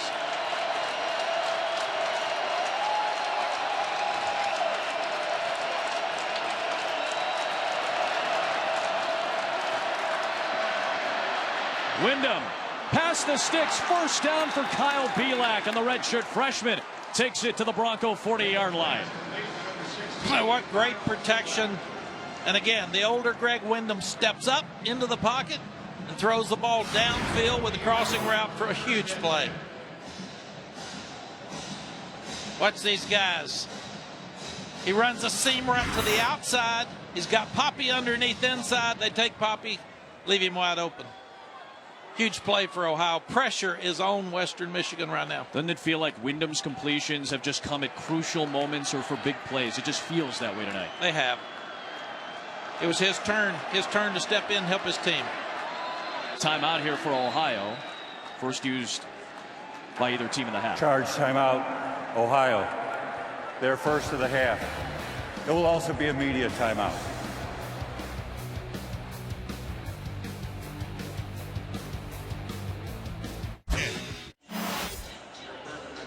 When you're an experienced coach like Frank Solich, you're on that bench, you do not want to waste a timeout, but you couldn't take the 5-yard penalty. So Coach Solich is telling his older quarterback, come on, go faster, go faster. We have got to get the play off. We cannot take a delay a game. And it's not, let's turn up the tempo. It's let's get to the line, let's call the play, let's check, and then let's get the play off. That's what he's focused on now. Yeah, right? They've had a lot of check with me, so they got to get to the line in time to get into the right play. It is a first down and 10 at the Western Michigan 40. 6-point game, 4th quarter.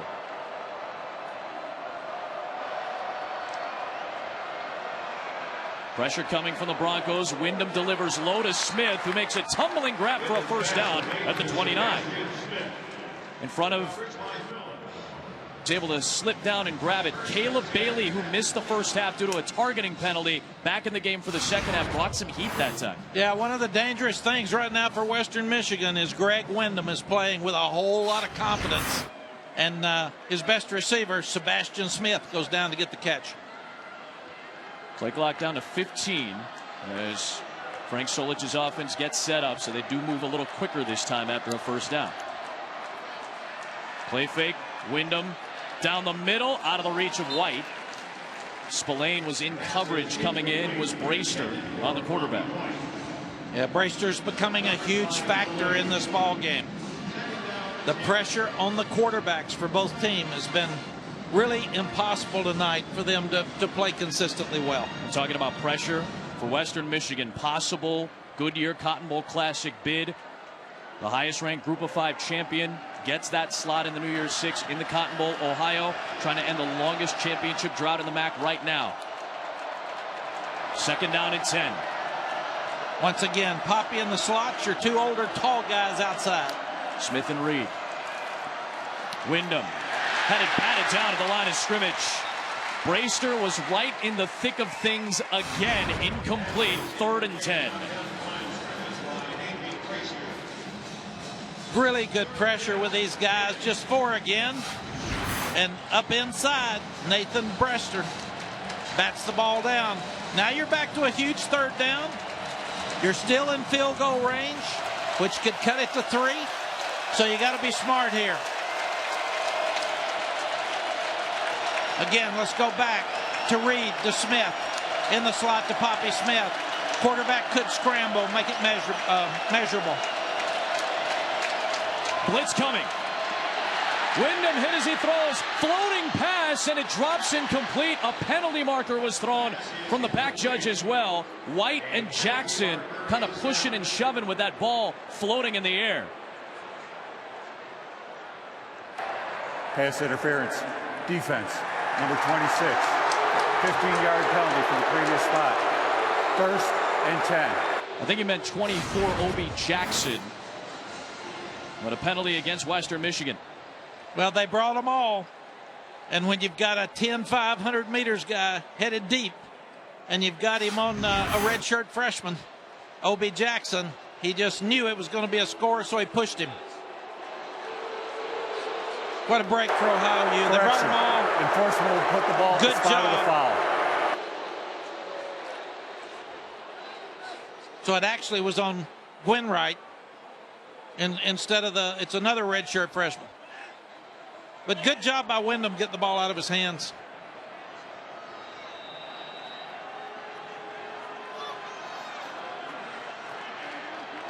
It was 3rd down and 10.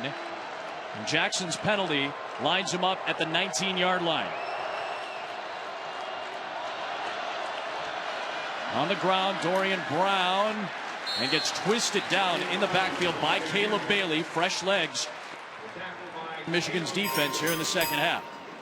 Yeah, Bailey's a guy that's been around for a while. Redshirt junior, big tough guy, middle linebacker, guy they really missed in the first half. Yep. Targeting penalty in the second half against Toledo. Ejected from that game and disqualified for the first half of the MAC championship.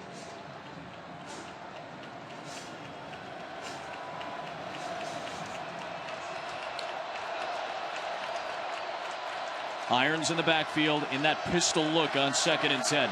All year, Ohio's had trouble with touchdowns. They need to get a touchdown here. In the red zone. And Irons gets drilled by Bailey. Spillane and Bailey. That tandem in the middle of that linebacking core teaming up to make the stop on Irons. You said it, Adam. Bailey's been rested. Yep.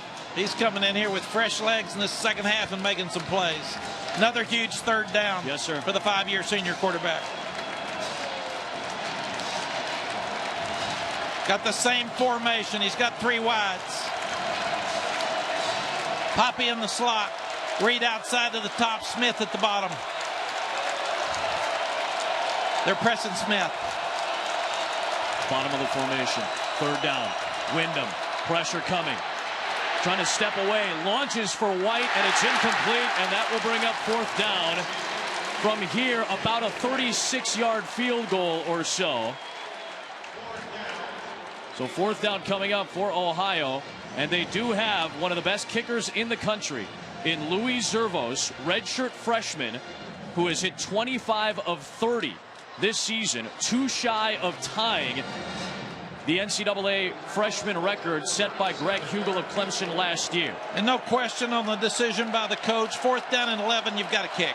37 yards officially for Zervos, who missed an extra point earlier in this game. He's able to connect, and it makes it a field goal game past the halfway point in the 4th. Who would have thought about this? Tight in Detroit.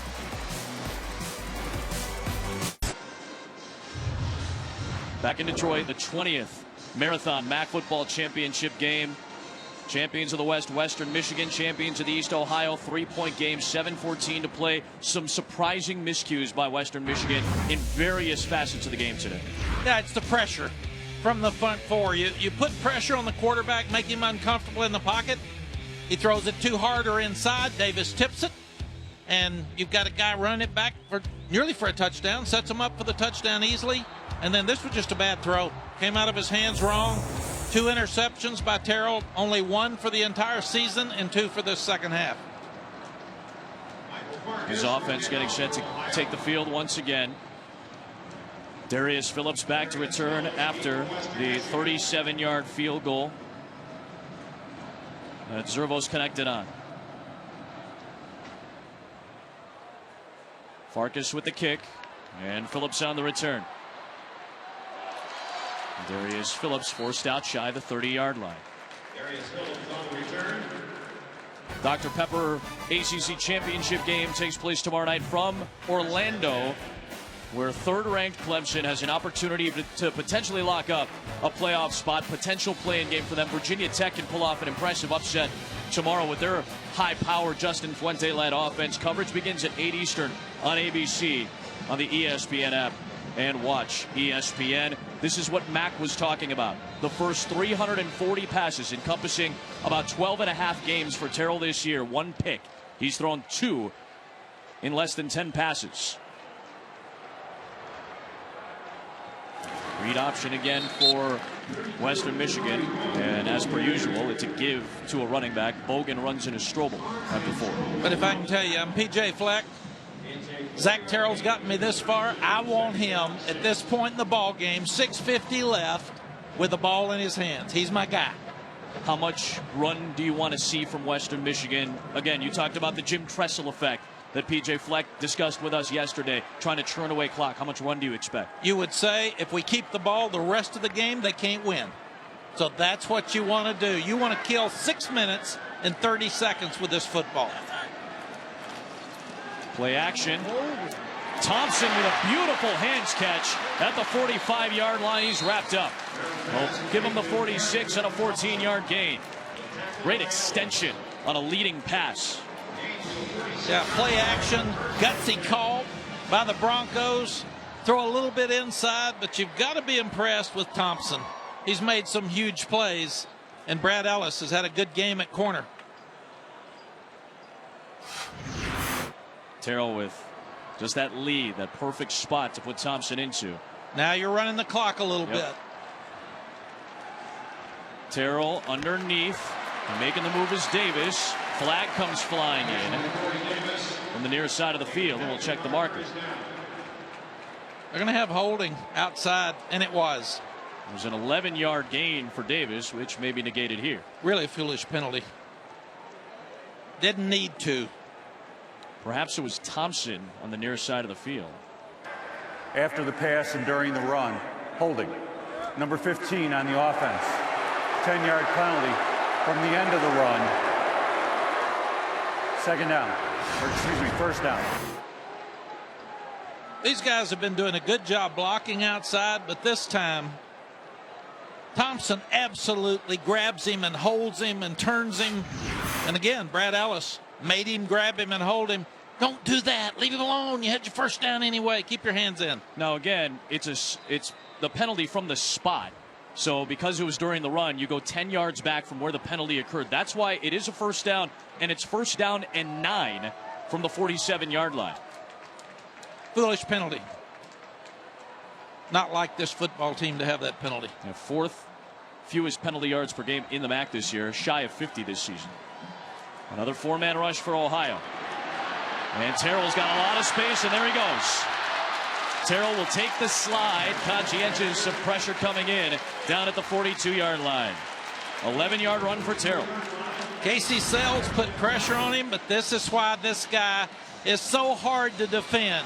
It's a good coverage by Ohio. Sells is after him. Turn it up. Get my first down. Slide. Don't take a chance on getting hurt or losing the ball. What a smart player. Not being very conservative here, staying in kind of their mode is Western Michigan. Well, they do get the play clock inside at 10.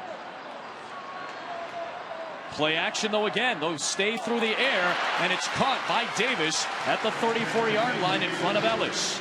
Markham right at the 35, and a 7-yard gain, and approaching 4:40 for the game. What we're seeing right now is the confidence with the offensive staff in Zach Terrell. You don't take a young quarterback. He's my guy. That's what you said. If you're PJ Fleck. I want my guy with the ball in his hands, and I'm going to trust him to win a championship. And that's what they're doing. And they're doing it with quick throws.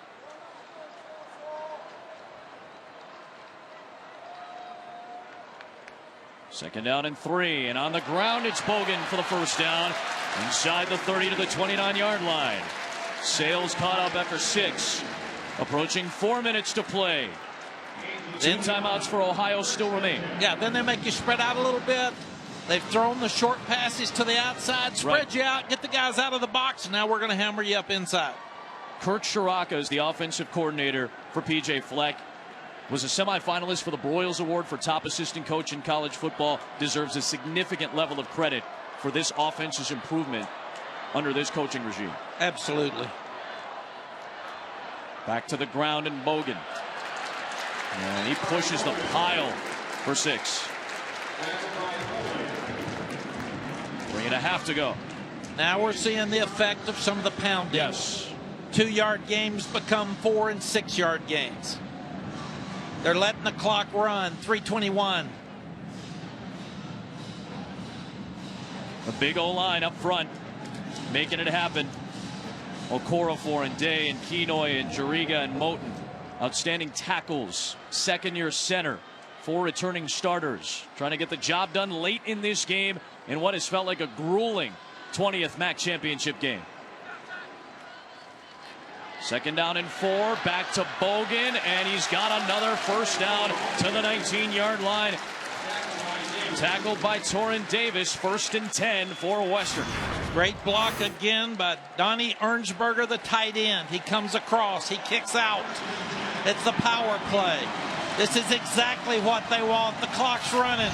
We're getting down in field goal range. We can't turn it over. Let's keep the ball and keep it moving. Again, Ohio still with 2 timeouts remaining. You wonder when, if at all, Frank Solich is going to think about using those. Another read play, and through the middle burst Bogan. And he's down to the 14-yard line. 5 more yards on the ground. And the Broncos trying to salt this one away. A drive that started with 7:08 to go at their own 28-yard line has taken 5 minutes off the clock, and they've advanced inside the 15 of Ohio. And Adam, I always wanted to use the timeouts on offense if I could, but it's starting to get to an area Frank may need to use them so he can save some time and hold them to a field goal here. He's got to hold them to a field goal. Has to. A touchdown makes it a 2-score game.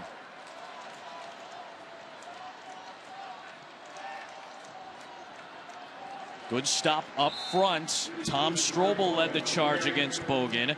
That'll set up 3rd down, and Frank Solich may use one here. Smart. You're about to get in trouble if you don't. Charge You got to hold them. timeout, Ohio. Their second of the half. Got to hold them on We'll run 3rd. 30 seconds. Make them kick. Again, Western Michigan needs to win to qualify for the New Year's 6. Part of our selection show on Sunday, the 4-hour special, starting at noon Eastern. We'll talk about the semifinal matchups in the PlayStation Fiesta Bowl and the Chick-fil-A Peach Bowl on December the 31st. But the other New Year's 6 bowl slots may or may not be fully filled because of what's been ruled as the Navy situation. Navy has a conference championship game tomorrow on ABC at noon Eastern time against Temple. If they win, they qualify as a potential group of 5 representative. They still have the Army game on December the 10th. Western Michigan needs to survive this to qualify for the potential Cotton Bowl bid. And Ohio hoping for a stop to stay alive to try to snap the skid. Navy's hoping for a stop as well. Yes. 3rd down from the 15. What a play. Game on the line.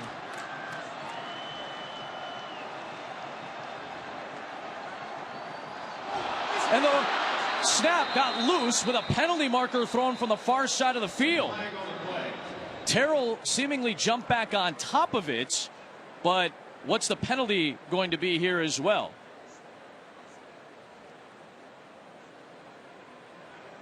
This is a crucial call. Could be 5 yards against Western Michigan. Could be a declined penalty that Ohio opts for to make it 4th down and force a field goal. Prior to the snap, false start. Number 15 on the offense. 5-yard penalty. Remains 3rd down. It is a pre-snap penalty, so you have to take the 5-yard penalty, and now it sets up 3rd down and long here, and it stops the clock at 1:37. And another mistake by Carrington Thompson. You cannot jump in that situation. Got to be smart. Now you've got to keep the right to kick. If you make the first down, you can probably kill the rest of it. But you got to have a smart call here. 3rd and 11, first down essentially ends the game. I go to Davis. I go to my guy. Terrell pumps. Terrell rolling. Terrell down he goes, inbounds. That's a smart play, if nothing else, to hold on to the ball and stay in bounds to keep the clock moving. Ohio does have one timeout remaining here as we hit 1:28. Really good play by Lasik. Charge timeout, Ohio. Their third and final of the half. It will run 30 seconds. Smart. Please set the game clock to 1:29. Thank you. And again, the post-game trophy ceremony over on ESPN3 immediately following this game. Again, Terrell forces the use of a timeout, Ohio's final one, because he stayed in bounds. Now it's 4th down and 7 here. And the field goal unit is getting loosened up. Correction. Ohio has asked for a full timeout. Full timeout here. Butch Hampton is loosening up on the sidelines. He is 4 of 4 today. From here, it would be about a 33-yard try, something he has hit already in this game. And the full timeout gives your offense, if you're Ohio, a chance to start talking about the 1-minute drill that you've got coming up with your quarterback. So Ohio will not have any timeouts. Assuming this field goal is good from Hampton, you force Ohio to have to go the length of the field to try to beat you and get a touchdown. A miss here, and then Ohio just has to get into field goal range without a timeout. But you also understand the clock stops after a first down. Yes, the clock stops when you get out of bounds. You're inside of 2 minutes, so anything out of bounds will stop the clock. So you still have time in college football. Yep. 33 yards to make it a 6-point lead. Hampton 4 of 4 today.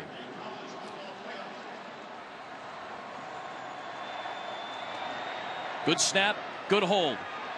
And Butch Hampton with a good day.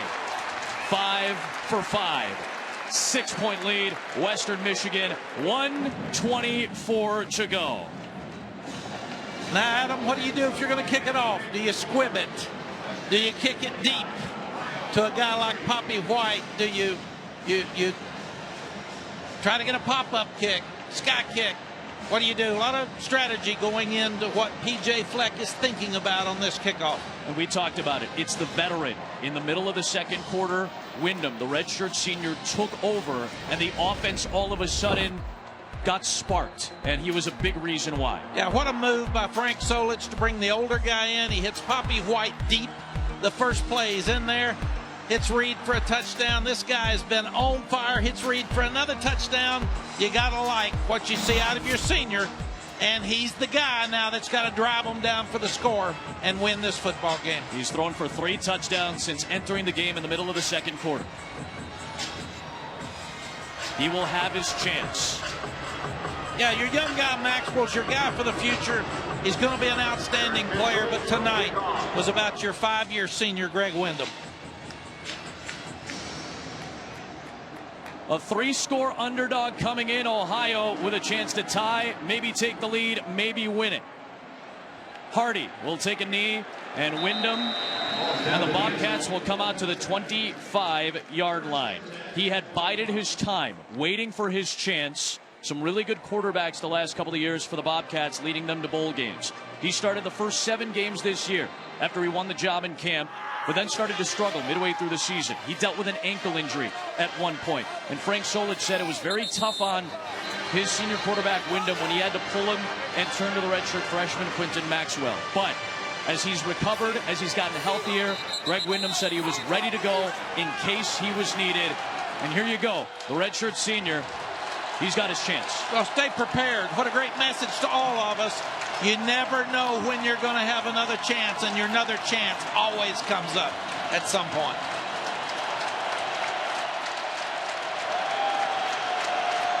A lot of noise, Adam. No doubt.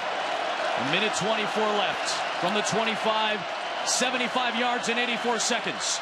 Wyndham rifles first down, caught by Ball, and he steps out of bounds to stop the clock at 1:19. First catch of the day for the redshirt freshman from Cincinnati. And it sounds kind of foolish, but you got to get that first down to get it rolling. That gives you a lot of confidence now. And they're going to have an opportunity probably to throw one in the end zone at the end of the game. 57 yards remaining. Looks like they're rushing forward. And Wyndham has time, and he finds Smith, who steps out. He went back on his own accord behind the stick, so it's a 9 or 10-yard gain, depending on where they spot him, but he stepped out right at the line to gain. It will be a first down, and the clock stops again with 1:13 to play. And it's more important that you get out of bounds than it is you get it the first down right now. And he happened to get both. Smart play by Smith. 47 yards to go. 73 seconds. Four-man rush. Wyndham shovels ahead to Irons, and he dives ahead, close to the sticks, tackled by Spillane. Ohio is out of timeouts, but it is a first down to stop the clock and reset the chains. What a play. Older quarterback, pressure, good pressure on him, step up, get it out of your hands. And again, Wyndham looking to the sideline, incomplete for Smith. Clock does stop after the incompletion at 56 seconds. Second down and 10. Time's still not an issue. You've got time.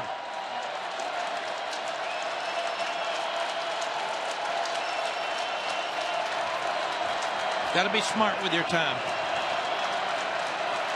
Record crowd, most of them Bronco fans. Wyndham over the middle and intercepted, and that will do it. Robert Spillane is going to send Western Michigan to 13-0 and a MAC championship.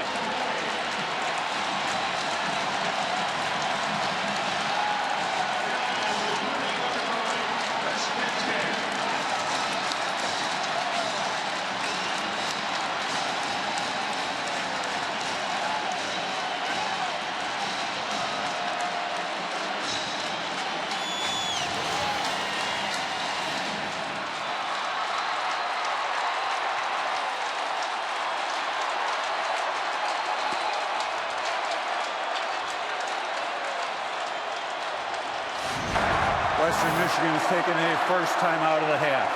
It will run 30 seconds. Leave it up to your leaders at the end of the game, Adam. Robert Spillane.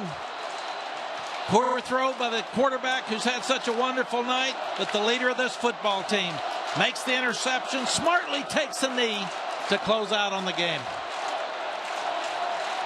What a win for Western Michigan. P.J. Fleck, champions of the MAC Conference.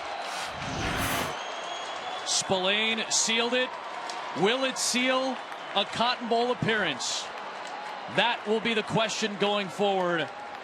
But P.J. Fleck can wipe the sweat off the brow and breathe a sigh of relief after a 3-score underdog in Ohio made it as tight as it could get down the stretch. We'll need one more knee to close this one out. And P.J., one of the hottest young coaches in the country, but you can see the pressure on his face for coaches. And what a night for Frank Solich coming in. Nobody gave him a chance. His team fought their guts out till the end. What a well-coached game by both coaches. There are questions surrounding P.J. Fleck. Will he stay? Will he go? The offers will come in.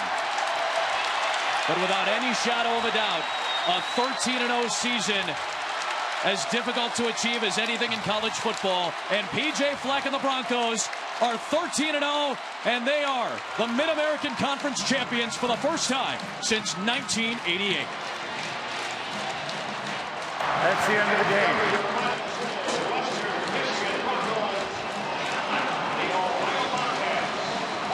Down to Molly McGrath in a moment with P.J. Fleck.